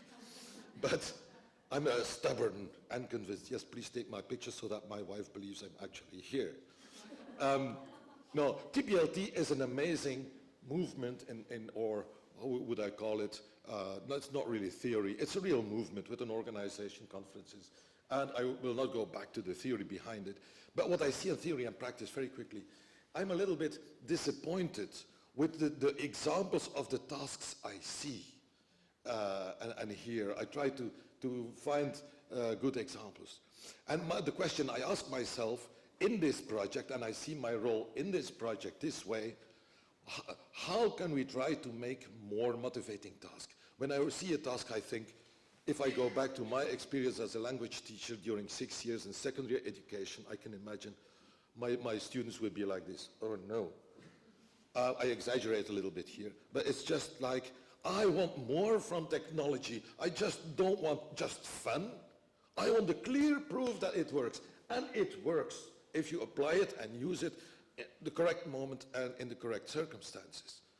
As language teachers, where do your task ideas come from? Do you think 3 seconds and say, oh, yeah, I have an idea, very quickly? Or do you take a good practice? A good example from another context. Is that transportable to another context? Are you sure? Do you start from your curriculum and say, okay, I need to do this, so I will take that task? Do you start from your practical requirements? Do you start from your personal interest or the personal interest of the learner? We could spend half an hour on that. My point is that we should spend as language teachers much more time on task design, meaning thinking about finding a good task idea and test it out. It will not immediately be perfect. And after a long time writing very sophisticated texts, 50 pages of heavy theory, I try to, and it's still a step, it's not perfect yet, but I try to simplify that in order to show teachers what their reasoning process could be, in order to open up all the wider range of possibilities and inspire them and say, hey, there are many ideas. And I've defined these 5 balloons: contextual fit, curriculum fit, autonomy fit, psychological fit, and activity fit. Curriculum fit is simply, if you have an idea, then the curriculum fit is that the extent to which your task fits what you're doing, and the rest of what you're doing. It's very important that if you have an activity in telecollaboration, that it's not suddenly something completely different. It should have its logical place, obvious place, in the lesson plan. Contextual fit is simply the extent to which the task fits the affordances and limitations of the context in terms of technological, cultural, and practical requirements. More importantly, I'm working on this. I try to say, hey, listen, it's not just about talking. There are many more possibilities. And I have defined several levels of complexity. I wouldn't say the lowest level, because you start there, is just have them talk, present themselves, introduce themselves, or talk about their country. That's the easiest point to start. But another level, which adds something else, another effect, is interact. Try to convince, try to sell, try to do something to reach an effect with what you're talking about. Another level is doing something. There's already another activity next to talking. That can be flying together in a flight simulator. Ever done that? That's fun for me. Doing exercises, playing whatever game, you've seen the example. Simulate something. And then you see, while they're doing something, their attention goes to that activity and they're not really focused on their linguistic interaction. And the most complex level, where I believe in, is to make something together. I would say a non-physical artifact, but suddenly they are 3D printers, so they actually can build physical artifacts together. I've made a long list, I will put that online, of possible artifacts. And if you start thinking about it, the list is almost endless. It's all about your creativity. It's not about technology. I insist on that. Technology can only be useful if you're creative enough and designer. You consider yourself as creative designers. Psychological fit, very important. Try to define and say, hey, ask yourself, language teachers, which task can I design, think about, where the result of the task is reusable, is useful for others. Others can use the result. If I make a knowledge clip, I put it online, and learners worldwide can use my knowledge clip where I explain, just as Nick has done, could make a knowledge clip, how to make things in our virtual world. So others can use it worldwide. Meaningfulness, I define that as, what is the result? What does the result of the task mean for myself? The fun, the reuse of the task result for other purposes. It can also be the effect or the result of the task can also become part of the learning environment, where students contribute to the content of your lessons. Collaborative work, co-construction of knowledge, if you go to literature. And on the deepest level, personal goals, but that's my personal psychological research interest, where we go to deeper personal goals, volitions, like I want respect, reward, autonomy or not, collaborate or not, I want to feel competent.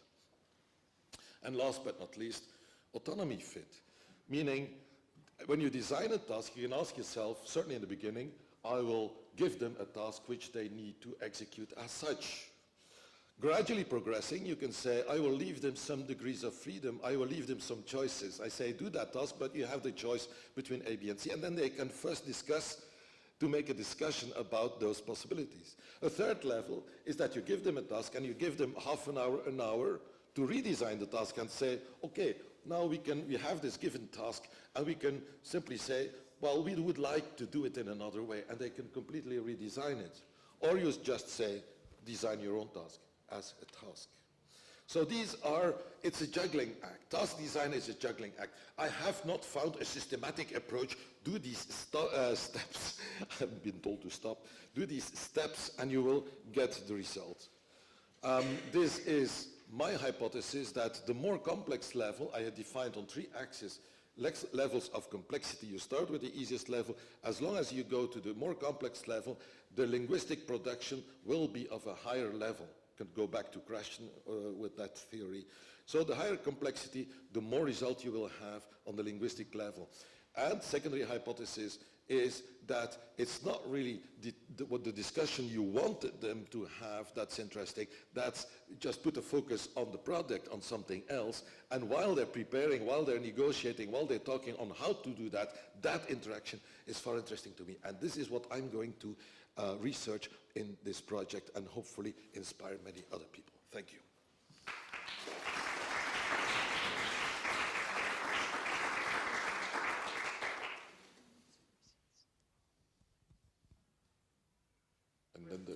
And then there was silence.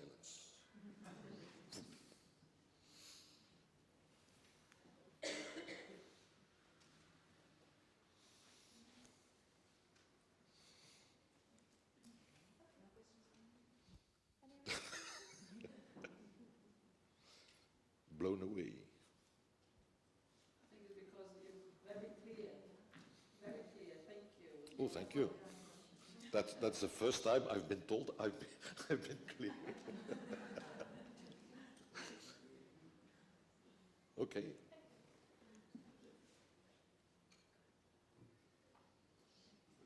Gives more time for Kurt.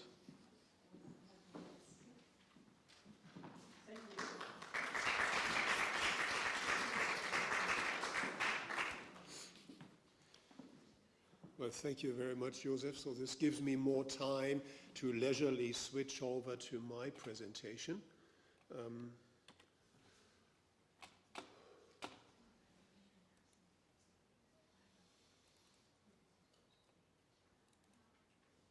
It's slow, right.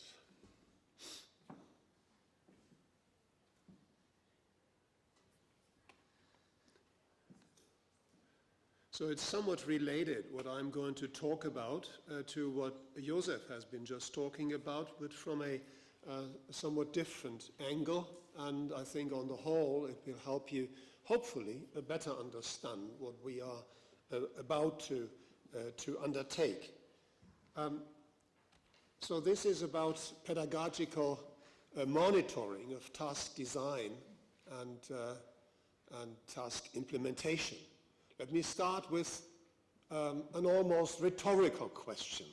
Don't all teachers want to work with tasks that are motivating for their learners and help them reach their learning goals?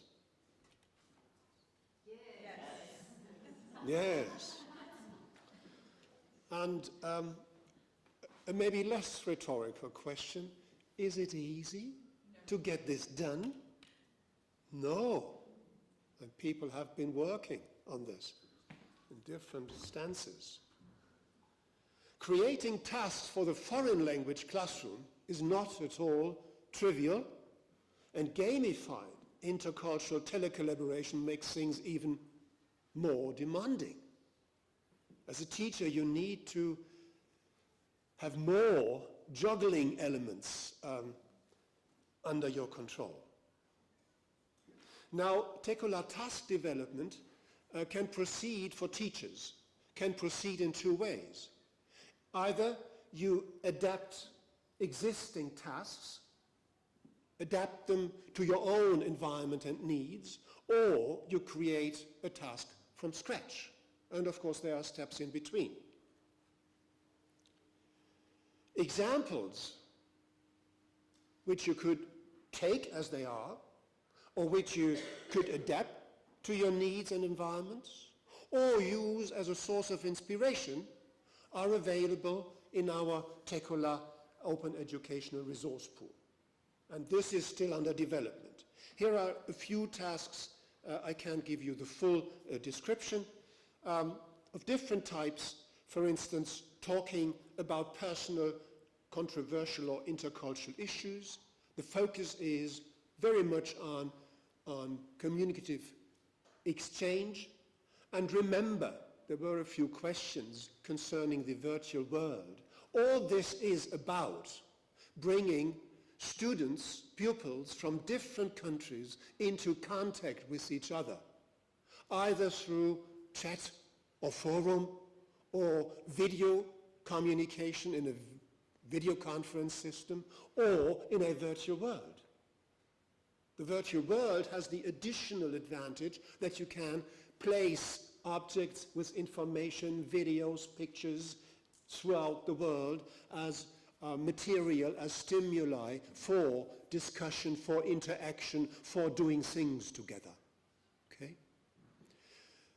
Being polite or rude, here the focus is on language for intercultural interaction, an interesting sport, fashion, environment, waste avoidance. Here the focus is more on, well, learning the language in connection with content, CLIL, content and language integrated learning. We make a distinction between CLIL in small letters and CLIL in capital letters. CLIL in capital letters would be the CLIL classroom, where the subject is geography or biology in our country, in Germany, in English or maybe in French. You maybe don't have this in the UK, biology in Spanish. Maybe you have, I don't know. But you have CLIL in small letters in the everyday foreign language classroom, where the main focus is not in a particular part of your teaching on grammar or something, but it's on a certain subject, geography, culture, and the things, and talking and communicating is more in the foreground.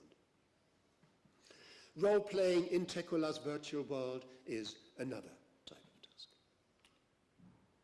Now, whether it's adaptation or creation from scratch, teachers want to ensure a satisfactory pedagogical fit between tasks, their tasks, and pedagogical objectives and requirements, their pedagogical objectives and requirements.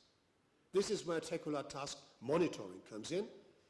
It helps teachers to specify monitoring criteria, their own monitoring criteria based on their own pedagogical objectives and requirements, to keep an eye on these requirements throughout the entire cycle of creating, executing, and evaluating tasks, and to follow a flexible, goal-driven and strategic monitoring procedure.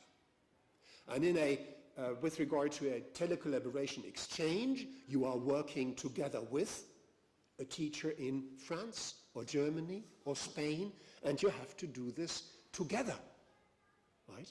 So you have to find a common ground.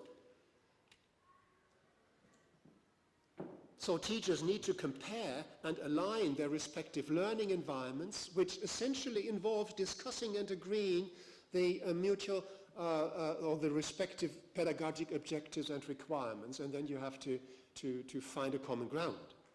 All this is roughly covered by what we call pedagogical approach. Okay? So never start a telecollaboration exchange with a teacher and a school in another country without making sure that you are pedagogically on the same ground, right? Now, this is supposed to help you a bit. In TeCoLa, we have certain pedagogical objectives, learning objectives, intercultural, authentic intercultural communication practice. And this is where we are very, very limited in the face-to-face classroom, even if we are ingenious, communicative teachers. Bringing students from different countries into contact with each other creates opportunities for authentic intercultural communication practice. There is also intercultural communicative competence development with regard to being open, being empathetic, helping each other. All these things are very important for communicative success. Mind you, not only in truly intercultural settings, also in our everyday lives, right now, right? You are collaborating with me. You are listening, and that's an active part on your side. Language learning through communication and collaboration is, of course, a very important element, and content and language integrated learning, CLIL, as I mentioned before. Now, all these pedagogical objectives, there's not a one-to-one correspondence between these objectives and tasks. A task may have a main focus on one or maybe two objectives, and other objectives come in. There's always, in our telecollaborations, communicative interaction and practice, there's always collaboration, but maybe to a different extent. Focus on language learning to a different extent. Content and language to a different extent. Talking about this personal and intercultural issues. Here the focus is clearly on authentic practice, and it is on, we designed certain task elements here that help and stimulate students to pay attention to being open and listening to the other and being, well, maybe comforting if the other has problems. And we experienced things like this in our previous exchanges. Now, the same for role-playing in a TeCoLa virtual world. Focus is on intercultural communication practice.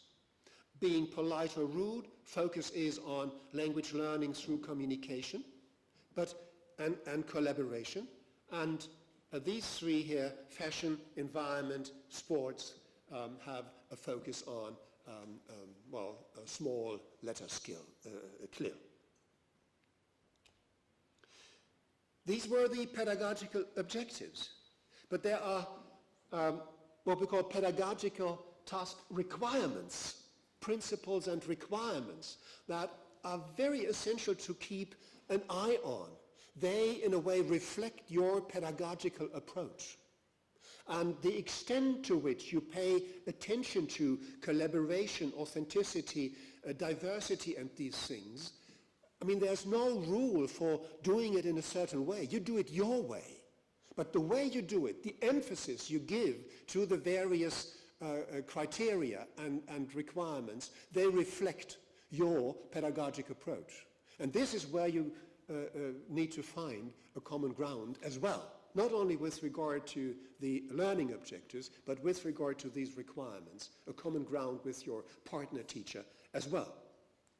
Now, gamified telecollaboration. Of course, TeCoLa is driven by the assumption that using these tools, virtual worlds, video communication, chat, and so on and so forth, that this provides teachers with excellent opportunities to support and enhance the intercultural quality, the communicative quality, the motivational quality of their teaching and learning beyond what is possible in the face-to-face classroom. And at the same time, you need to be aware of the interaction and the integration between the two. You have come across the term blended learning. It is never a telecollaboration on its own. It's always combined, integrated with classroom activities. In classroom activities, that is where it all begins. This is very important. Now, collaboration, authentication, autonomy. Well, these are cornerstone requirements and principles of any pedagogical, of any communicative approach, in particular, task-based learning, of course. So we built this into our project.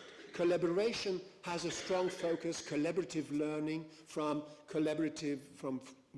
communicative interaction, which is collaborative, to collaborative knowledge explorations, to creating collaborative writing, to collaboratively creating a poster presentation, a PowerPoint presentation, or a video, or a role play in our environment. Appropriation. We feel that the more authentic and collaborative activities are, the easier it is for pupils to make the tasks their own. This is where appropriation comes in, and it's closely linked to engagement. The more of all this, the more engaged, in a positive sense, students will be during task execution.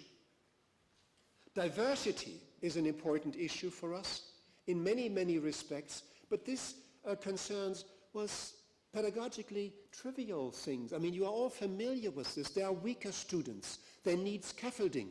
They need help. They need a vocabulary list. And with regard to diversity, catering for diversity needs, again, telecollaboration offers a tremendous potential beyond what is possible in the classroom. Okay? Assessment, final word, usually we think of assessment in connection with marking, which is essential, of course. Sometimes it's too essential in our pedagogic contexts. We put a focus on assessment for learning. Activities, assessment activities, self-assessment, peer assessment, teacher-driven assessment that promotes learning. Reflective interviews, reflective or portfolios, things like this. But my time is up. Here you have it all in one picture, and I thank you very much for your attention.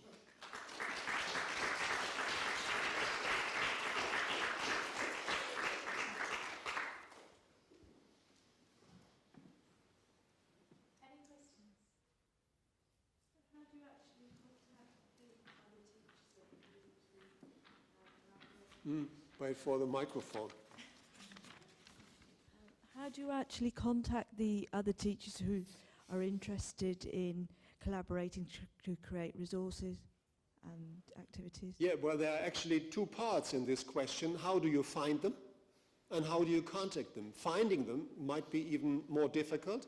We'll help you with all this. So we set up an infrastructure for finding partners in other countries, but it's not easy.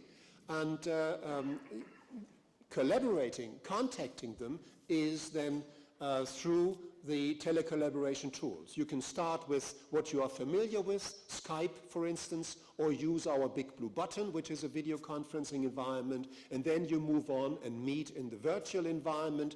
As teachers, you need to get familiar with these tools before you start things with your students, and so this is how you would do it.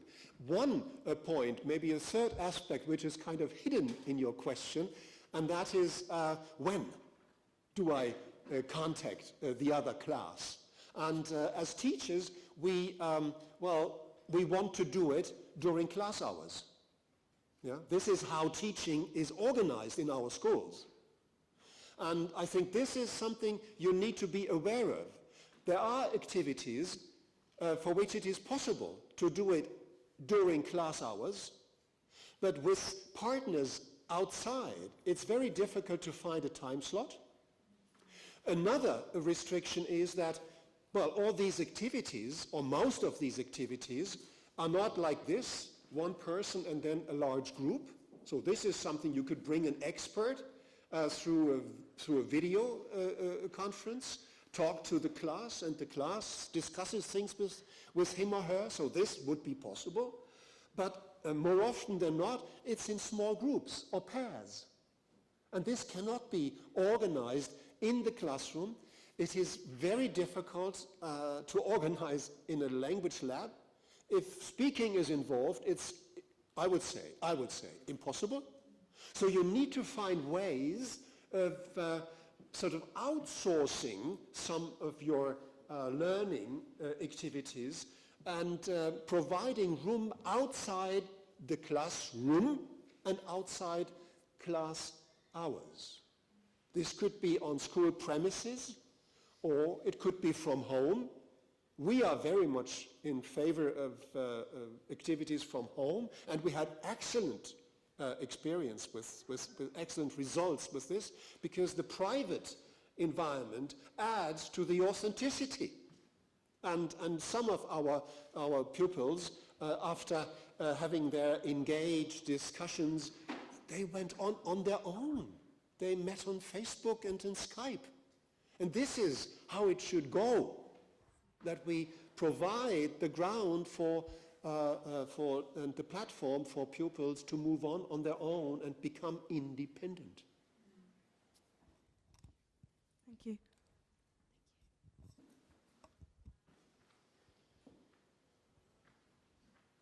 Now you are afraid that my next reply will be as long as, but... Yes.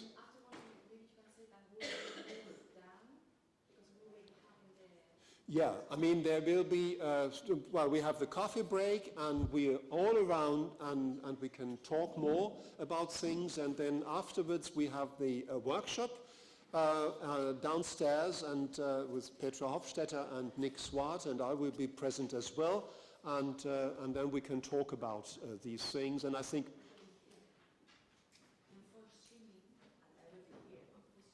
Oh yeah, well, not to forget, we have another streaming presentation by Elena, an excellent presentation on a highly important topic, diversity, learner diversity.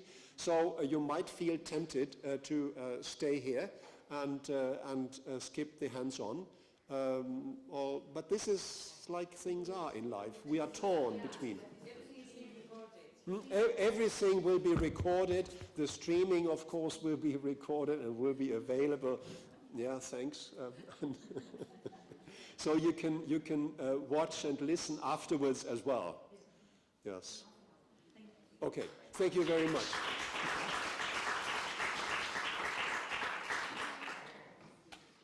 So perhaps Kurt, for the people who are following this live, we are going to take a half an hour break, but you can log back in at, well, in 30 minutes. I'm not going to give you a time because you may be watching from anywhere in the world. So in half an hour we will be back with Elena Vilar's presentation, and then there will be a Q&A with Kristi, Jauregi and myself. Thank you.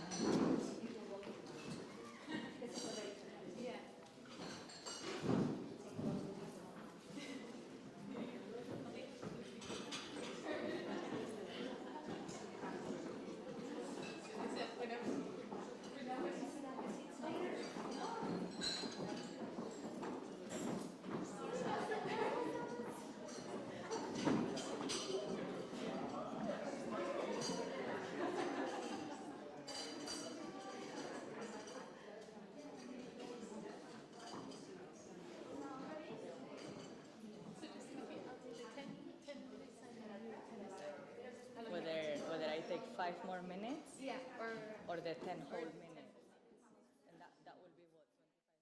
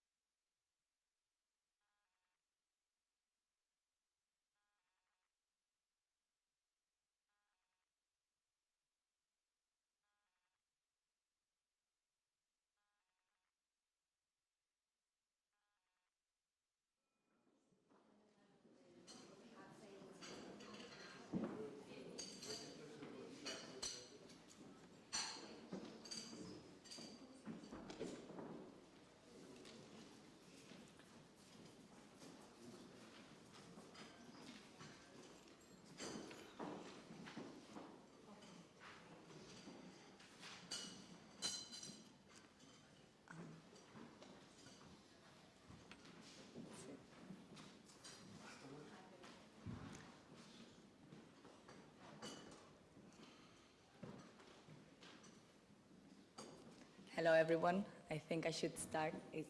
I am 11:45 UK time. We were just waiting for the teachers present here today to go downstairs for the hands-on session that they have. But don't worry, you can always do the training with us later on in the next 3 months. Thank you very much for my team colleagues in the consortium for staying here with me. It would have been a bit awkward to talk to a very empty room, knowing that there is people listening, hopefully, to me somewhere else. Thank you very much for all of you who have been with us for the whole morning, and welcome to those of you who have just logged on. I will have 20 minutes from now on to talk about differentiated pedagogical practices. And we will have some time for questions. And then the last session for this first ever multiplier event in TeCoLa will be for you to ask as many questions, to send queries, suggestions to the team leader, Kristi Jauregi, and my UK colleague, Sabela Melchor, who will be here to answer and to give you feedback on any potential question that you may have. And yes, anyways, let's start. Learner diversity, that's the title of my talk. And what is learner diversity? If I had a bit more time, what I would do is I would do a little activity, a little exercise, asking you, what does that mean to you? So what I'd like you to do, if you can, is to write on the chat online, what does learner diversity mean? What is it in your head? What sort of contexts do you have in front of you when you teach? To me, usually, learner diversity is something related to special educational needs. All of a sudden, I think of people with learning needs, with perhaps disabilities, because I'm fascinated about the topic. I'm fascinated about teaching languages for all, and fascinated about creating accessible materials for all based on theories that build on universal design, for example. But if I could be reading at this point what you're writing on the streaming, or if I could go into my colleagues' heads here, which might be a bit dangerous, I might see things like different proficiency levels. Financial issues. We had a very good question at the beginning of the multiplier event this morning saying, what happens when our students don't have the technology at home? And that is a reality. That's what it is out there. Other things, perhaps behavioral issues, cognitive challenges, etc. There are many, many different meanings for learner diversity. Here at TeCoLa, we will try to build and create materials and support all language teachers involved with us in trying to reach as many students as possible and everyone in our classrooms and all the different contexts we have. So please, if you want to participate in the project and want to have an exchange with the UK, for example, remember Sabella and myself will be more than happy to talk to you, so please contact us. Differentiation.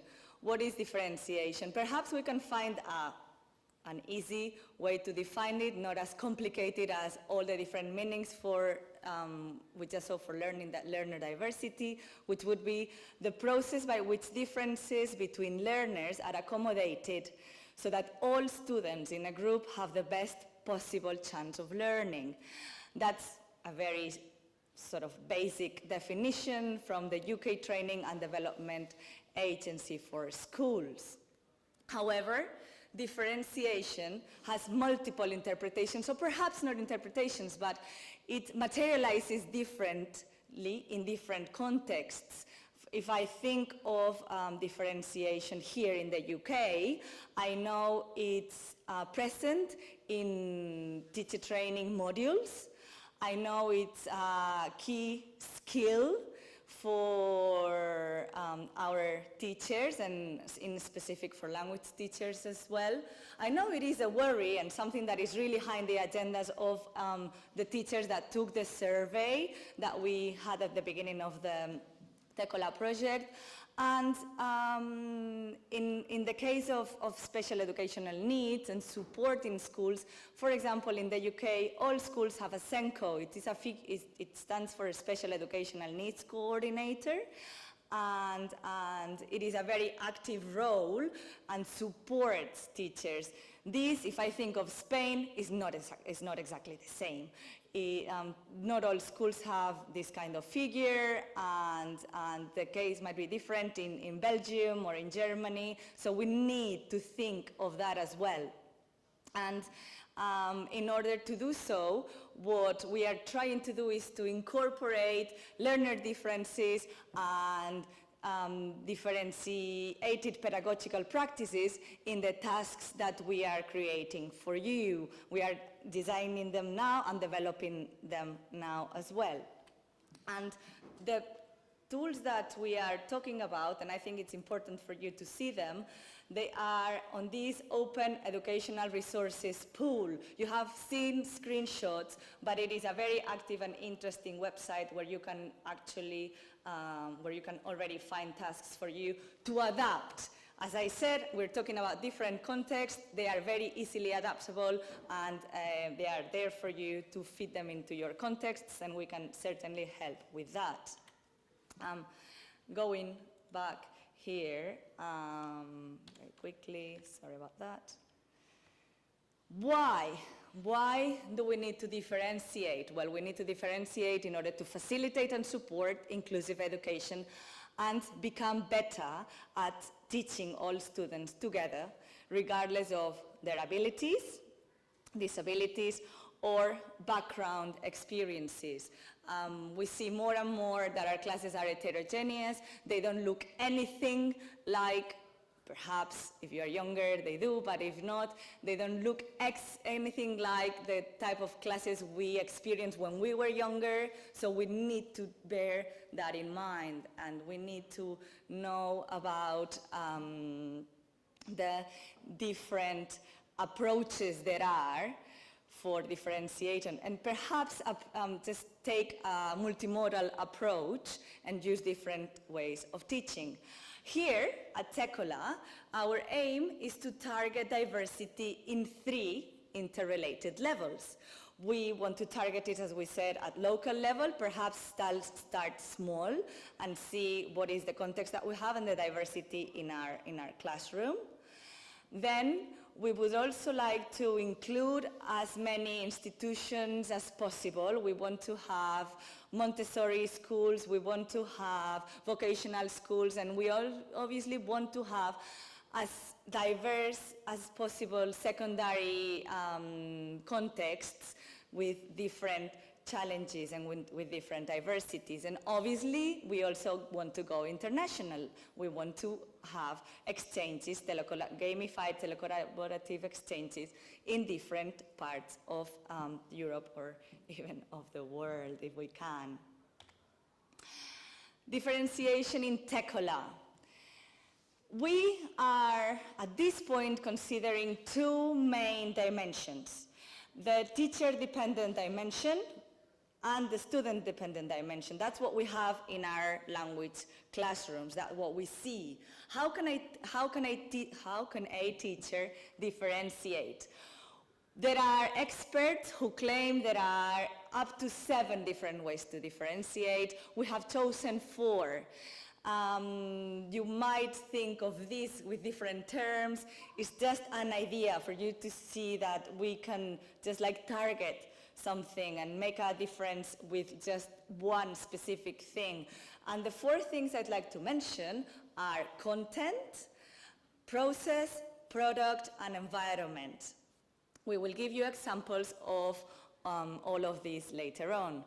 And then there's the student dimension. And this dimension has to do with differentiation according to students' readiness, according to students' interest, and student learning profile, the different styles of learning. I will talk a little bit about the student-dependent dimension now, and then what I will do for the rest and final part of the talk is to talk mainly about examples on how to differentiate from the teacher's dimension. With regards to the student-dependent dimension, yes, that photo, perhaps our classrooms don't look like jungles, but it means that our students have different needs. They are ready to do things that others are not ready to do, and they have different learning profiles or styles. But they are all together, and we need to cater for all of them. We need to reach all of them. We believe that with technology, and obviously very creative teachers behind it, we can increase learner motivation. We can use virtual worlds, as you have seen already. We can use blogs, we can use wikis. We are currently here in the Council of Wandsworth, and I was just reading an article on my way here that said, Wiki gives young people a voice. So we can use these tools in order for some of our students who might be shy or who might otherwise not be able to express themselves to have a voice and to have a saying. And of course, there is a vast array of tools available for everyone, so we can also cater for students with different technological preferences or even resources. And we can let them be present in different ways. We can see different worlds, for example, in virtual worlds that we saw France, and they can be represented in these worlds, and that's something that is empowering. That's something that we like. And Nick saw his little French village before because he likes that, but obviously I'm a bit biased, and I will show you another one that he has created, and some of you might recognize. So we have Valencia here with some tables and horchata. So why not tell our students, just go there and be proud of where you're from and show other people in the world where you come from and how it looks like in a sort of easy way. There you go, Valencia in our virtual world, fantastic. That's with regards to the students and the dimension of the students. And obviously proficiency levels. We're talking about languages. We need to incorporate as many proficiency levels as we can. And how to do that? Well, from the teacher-dependent dimension, I said content, process, product, and environment. Content-wise, we can be using different content. We can, these days with internet, we have as much material as we want out there, and we can just like find it quite easily. However, it might not be accessible for everyone. Or we can augment the materials that we already have. And that would be making existing content available. I will give two examples of that, a bit more clear than here, but it would be locating content and concept mapping. With regards to process, it is about focusing on the students' needs, how we lead them towards that learning. Products, how students express their understanding, giving them different ways to express their understanding. Sometimes we have to ask them to just like pass a final exam, but why? We can give them different, thank you very much. We can just give them different options to show their understanding. And environments, that is to do with the classroom, manipulating the environments to support all learners.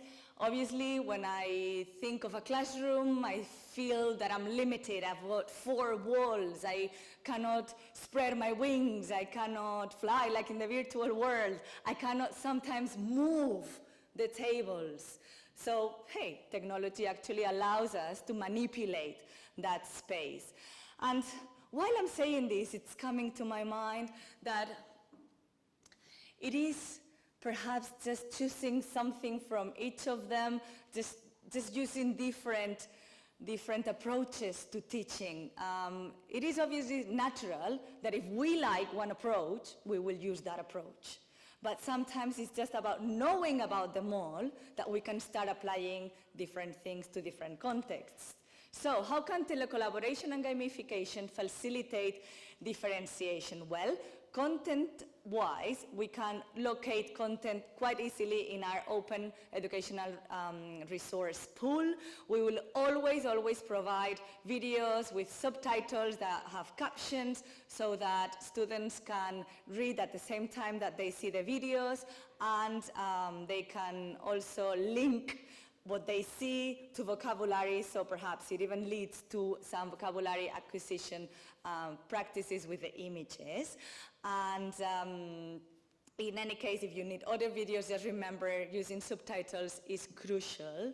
And obviously, we can also see that they can be accessed as many times as the students might need. Augmenting the content that we already have. We might love to work with a passage that we've used for many years and it's got the content that we need, but it's text-based. Let's offer it to our students with technology in different ways. Let's find a way to make it really engaging. Let's use a concept mapping, for example, like Bubble Us. Any tool that I mentioned today is free, so you can, as teachers, use it in your classroom from tomorrow, perhaps from Monday even. But Bubble Us, you can create concept maps. And the students can create concept maps together, so it could become perhaps even a gamified activity, or use a Wordle that is also a very neat tool that creates word clouds with the frequency of the repetitions of the words, for example. So visualize text is also a different way to reach all students in a classroom. With regards to process, flexible grouping, maybe I'm not saying anything new here, but it's just that technology might allow us to think of pairing our students differently. We can think of what was said before about the expert and novice learner, the different proficiency levels. We can maybe mix abilities in how we pair our students, and maybe they can become part of a bigger group later on in the virtual world, for example, etc. Also, with regards to process, and really important, extending learning time. Sometimes the the time that we have for teaching is not enough for all our learners. And differentiation has actually been proven to be a really good approach, both for gifted students, but also for underachieving students, for both. So if we use the differentiation, we can extend the learning time. We can use learning or virtual platforms that you might have at your own institutions already. Students can go back and forth and check their notes or teacher notes or videos or comments from other learners. We said we can use Big Blue Button, which is another really neat tool that allows you to share the screen with another student and talk on real time. Padlet, for brainstorming sessions, for example. Pupils who might not want to raise their hand and talk in front of an audience, they are really sometimes happy to, not always, but perhaps happy to talk on behind the screen. Blogs, we can create blogs, even email or other platforms. So if we think of how it extends the learning time, that is already something that is helping all our students. And with regards to how we process information, we can create vocabulary quizzes, for example, according to ability. And we could use a tool like Kahoot. And by using Kahoot, we can create different levels of quizzes, and we can also provide support to our learners. We can add messages of encouragement and clues for our learners, and it's pretty easy. And I know Kahoot is a tool that is being used more and more, but perhaps with having one template, we can just adapt it. And all our tasks, or most of our tasks, have been thought with differentiation and learner diversity, with all its meanings, of course, in mind. So we have already developed tasks that use Kahoot in these different ways.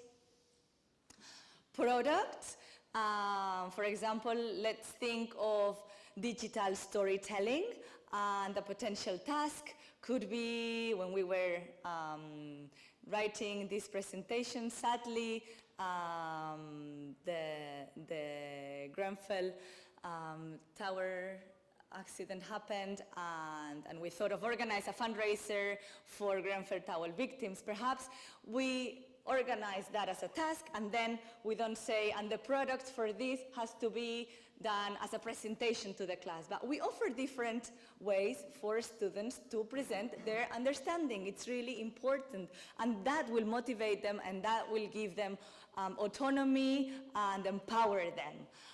One way could be, for example, design task A there, design a poster to advertise the event using PictoChart. All our posters for this event have been done with PictoChart. Or Glockster, we could put together a program of activities which are interactive by using an interactive poster. Or using SurveyMonkey, we can design an online quiz, for example, for a fundraising activity, or a website for an event. And perhaps even, as we were mentioning before with a colleague, we can do this and go to the council and have a say with our product and our materials. We can actually change things. Also to do with product, how to evaluate these students' products. Telecollaboration and gamification allow us for self-assessment options through self-quiz, self-check quizzes, peer assessment, in expert-novice interactions, and much more. And there are so many other tools. I'm just really restricted with time. But we can create different rubrics for our tasks, for example. And there's a very neat tool called RubyStar, just there, RubyStar, that allows teachers to create rubrics really quickly and adapt one that we really like with different information. Or another tool called PBL Checklist, project-based learning checklist that creates checklists for our students. Some of the students might need to be seeing what they've done so far in order to finish that activity. So there are really good tools out there that we are implementing in our tasks so that differentiation is already present there. And just before I finish with regards to the environment and the sensory experiences that we can have, for example, in virtual world, they can meet regularly, they can meet in the classroom or outside, and for example, they can meet and talk through the real live chat, so it opens up a new world for them and for all this diversity that we find in the classroom. So before we move to the questions, I just want to say thank you with text, thank you with a smile and an image, and thank you in British Sign Language, which is the only sign language I can speak, so I cannot communicate to Spanish deaf participants, but I can to British ones, so thank you. Thank you very much.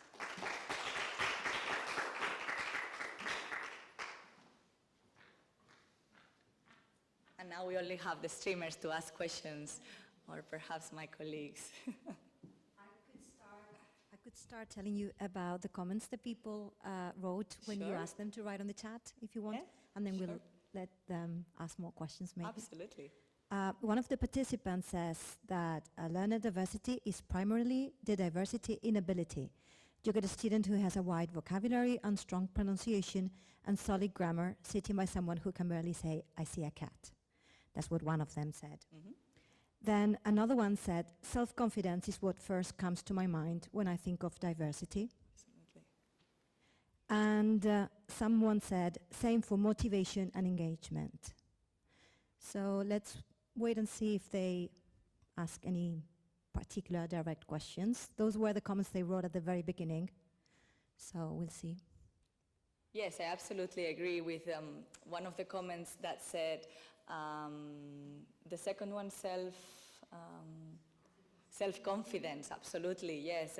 When we were doing training for TeCoLa, we started using Vockies with our students, and it was a really, Vockies are talking avatars, also a free online tool, and it was a way to see many of our language students talk to us in ways that they had never been able to talk on a face-to-face basis. So sometimes, yes, it gives you the perhaps confidence that you don't have, or you feel that you are not as proficient as somebody else in your classroom, and you start by maybe hiding behind an avatar, which is not a bad thing either.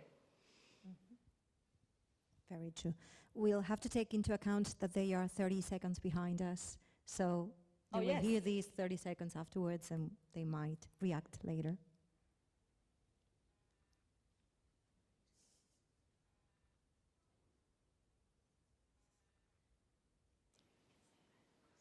Oh, yes, absolutely.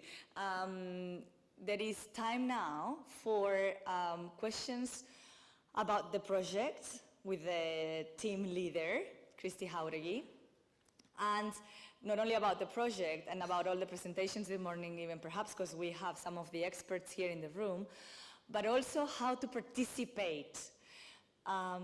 If you want to participate, even you can put it on the chat and say, I have a classroom of 16-year-olds in Spain that are really keen in having an exchange with a school in Germany with a B1 level of English, or you name it.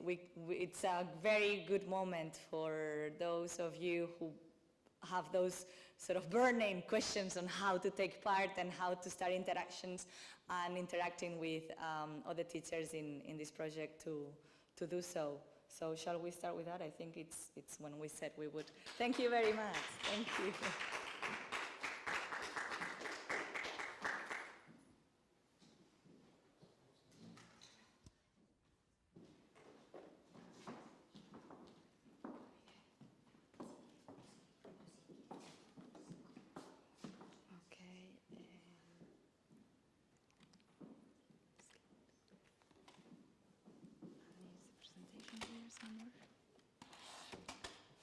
while we are setting up, perhaps we should mention we have seen some old TeCoLa participants that are logged on right now following the event. Julio Soler, Jean-François, we've seen comments from them. It's really great to see that you want to continue in this new project, TeCoLa, and hopefully we will get to work together again, so looking forward to that. And in this time now, as Elena has just said, we would like to answer the questions that you may have about how to take part in the project or about anything else that has been said so far.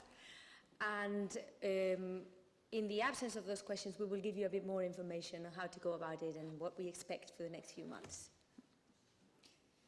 Yeah, that's right. Well, I think that it is very important for everybody interested in participating in TeCoLa to have a look at the TeCoLa website. Okay, so this is the homepage of the TeCoLa website, and if you scroll down in the page, then here, as you can see the link to a form, and that's the way to become a member of the teacher networking area. Okay, so as soon as you do that, you will be getting an email from us. So that would be the first step to undertake, and you can also participate by becoming a member of the Facebook group. Okay. Yeah, what are we going to do in the next months, Isabella?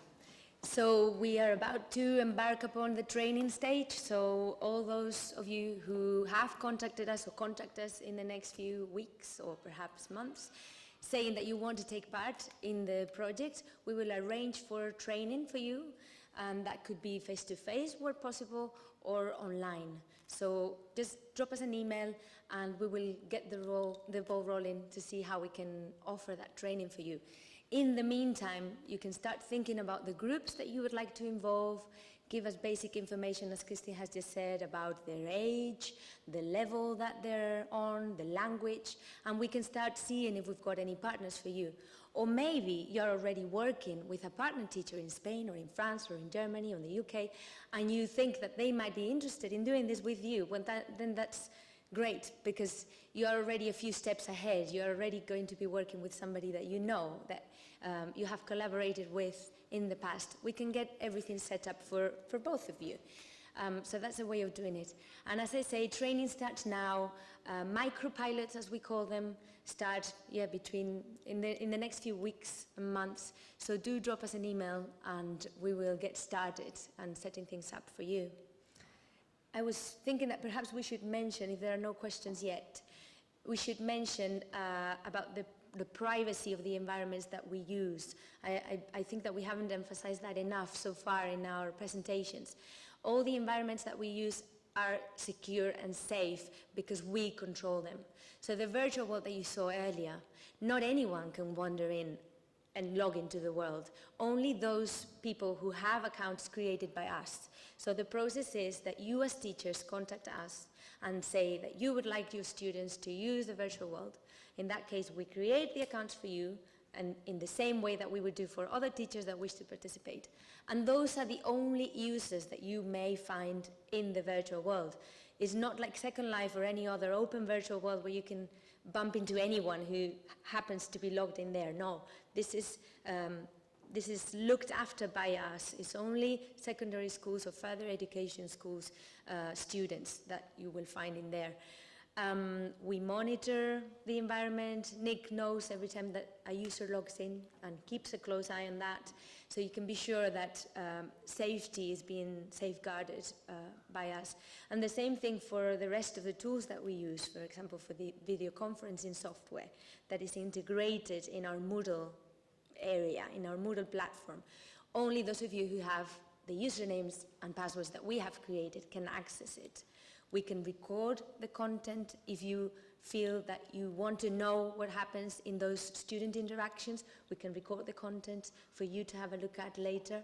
Also, if your students know that they're being recorded, you know, they might be a bit more cautious about maybe being the disruptor type in the activity.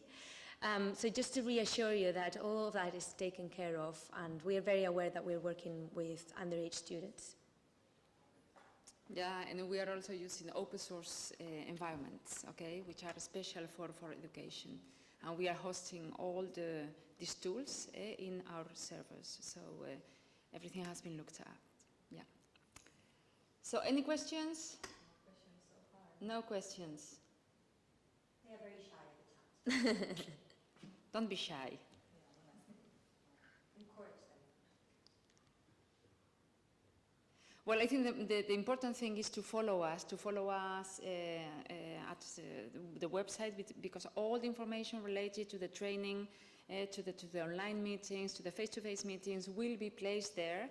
And then again, I think that it is very important if you think, this is a project for me, this is a project for my classroom, do please register yourself. And then we are asking there your name, your email, the name of the school, the age of your students, the language you are teaching, these kinds of questions.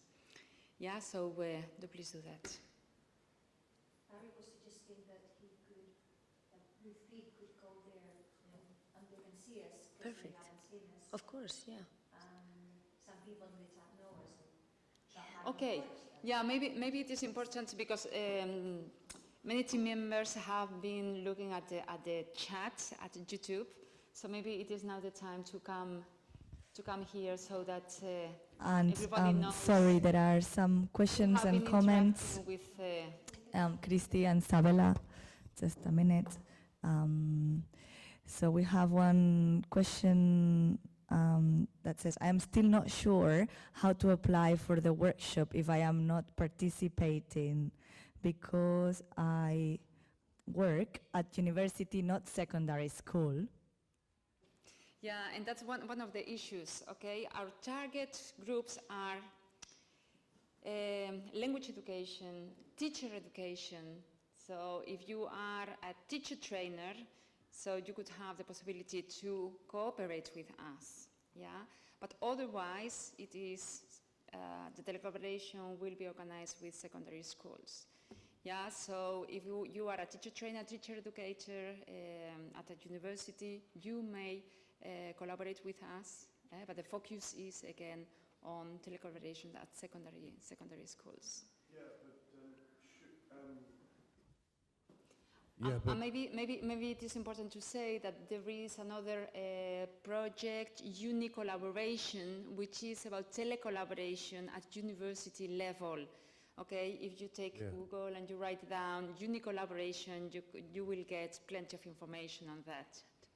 Maybe we can write it on the chat. Yes. Yeah, but maybe also if it's online, some of the stuff is online. It wouldn't really matter if that person if that person was really interested for them to sign up, right? Even if they were working in university. Well, our focus are, as I said, teachers at secondary schools. But of course, we will be making also recordings and the task. Everything will be available to anybody. So I think that everything we upload within our OER, that's important, open educational resources at the website, okay? You can all use them, of course, and adapt them. Sure. And also in the TeCoLa website, so that was www.telaproject.eu, the previous project. There are tons of materials on that website that you can check and use. Whether you are at secondary school level or at university level, everyone feel free to use them, from task design to task templates to teacher guides to webinars, you name it. There's a lot of material out there on that website. And in the TeCoLa one, it's growing. We are starting to upload new things as well. Somebody else says, I am currently teaching English as a foreign language to a group of students who are 16. Level is B1, B2, and I am interested in participating in TeCoLa. And My colleagues who are teaching other levels are also interested, so please tell me if any of you is interested. So there's already interest in this chat, in order to find other teachers, it's fantastic already. I have checked on the web and I cannot see the info, so we need to probably talk on how these exchanges, or how they will find partners.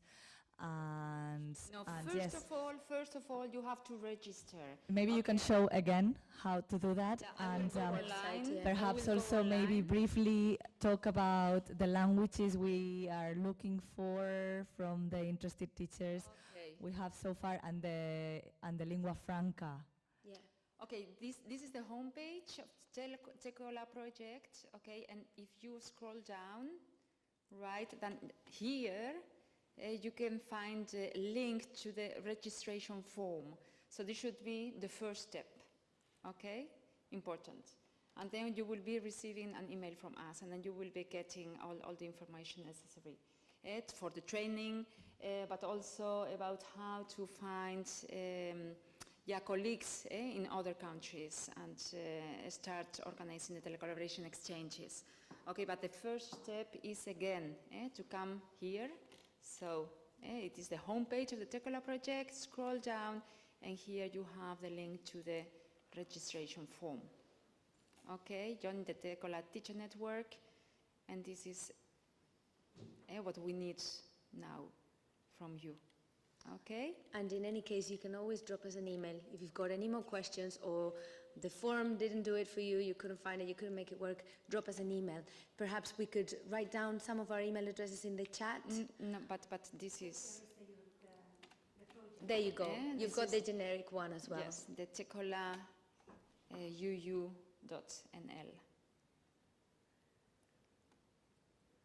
Any other questions? But wonderful that there are teachers following this streaming. Absolutely. And willing to start organizing their telecollaboration project. So that's really wonderful.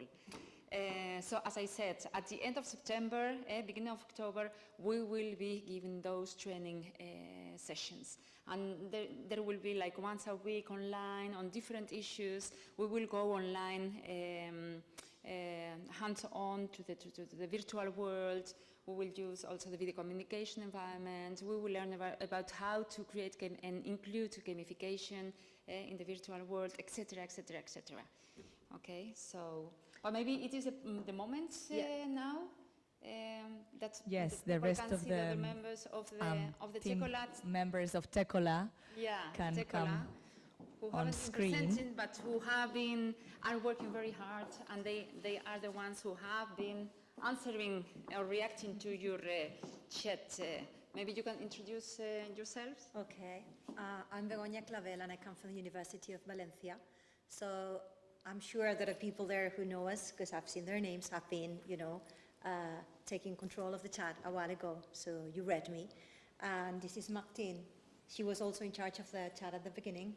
She comes from Paris.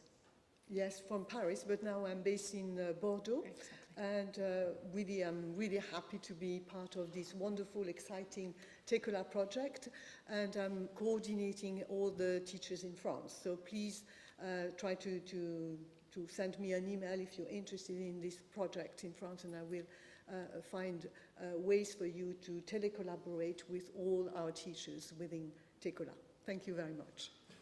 Yes, my name is Barry Pennock, and in spite of my appearance, I'm living in Spain at the moment. I'm at the University of Valencia, and I would just like to say hello to all of the people who are online from Spain. I think you are the majority, so very nice to have been in touch with you through the chat earlier on. So thank you very much for coming. So, and that's it. Perhaps also say that the next event will take place in Bordeaux, and we will also be inviting teachers. Oh yeah, that's going to be, so next year it will be in September 23, no, the 23rd. don't know exactly about the dates. Okay, somewhere at the end of September we will be organizing a meeting like this one, a seminar that will be our second seminar, and then all teachers are of course invited to come. We will have presentation, hands-on. We will be inviting also teachers who have been working with telecollaboration with their learners. Do please keep this in mind. At the end of September, we will have another seminar, online and face-to-face seminar, next year. Yes. 2018. Okay, 2018. The streamers are now very active, and they are actually putting their sort of requests of what they are looking for, level of language, time of the day and the day of the week when they can actually start meeting up with other schools. So I just wanted to say that we will be looking at the stream later on in order to perhaps already find matches if necessary. Yeah, because that's something we will be collecting all this specific information later on, okay? So we will create a form in order to see, well, which time, which day are your students available to take part in the telecollaboration, these kinds of issues. But the first step, again, is to register using the TeCoLa website, okay? That's the first step. Yes, it's not really active. They are talking amongst themselves on the chat, and I see telecollaborating. They are telecollaborating indeed.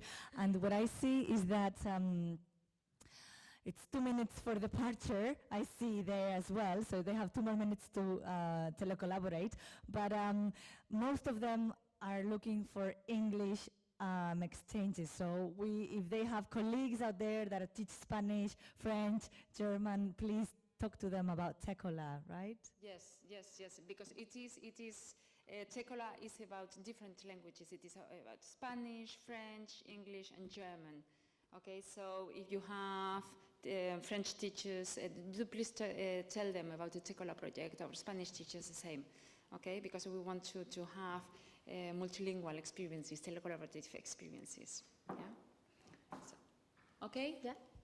So okay, thank you so much. Thank you so much for following us streaming this morning, and thank you so much to Sabela Melchor Couto, who has done an splendid work organizing this. It was really nice to host the event here in Roehampton. So thank you so much for your energy, for your time, for all the work.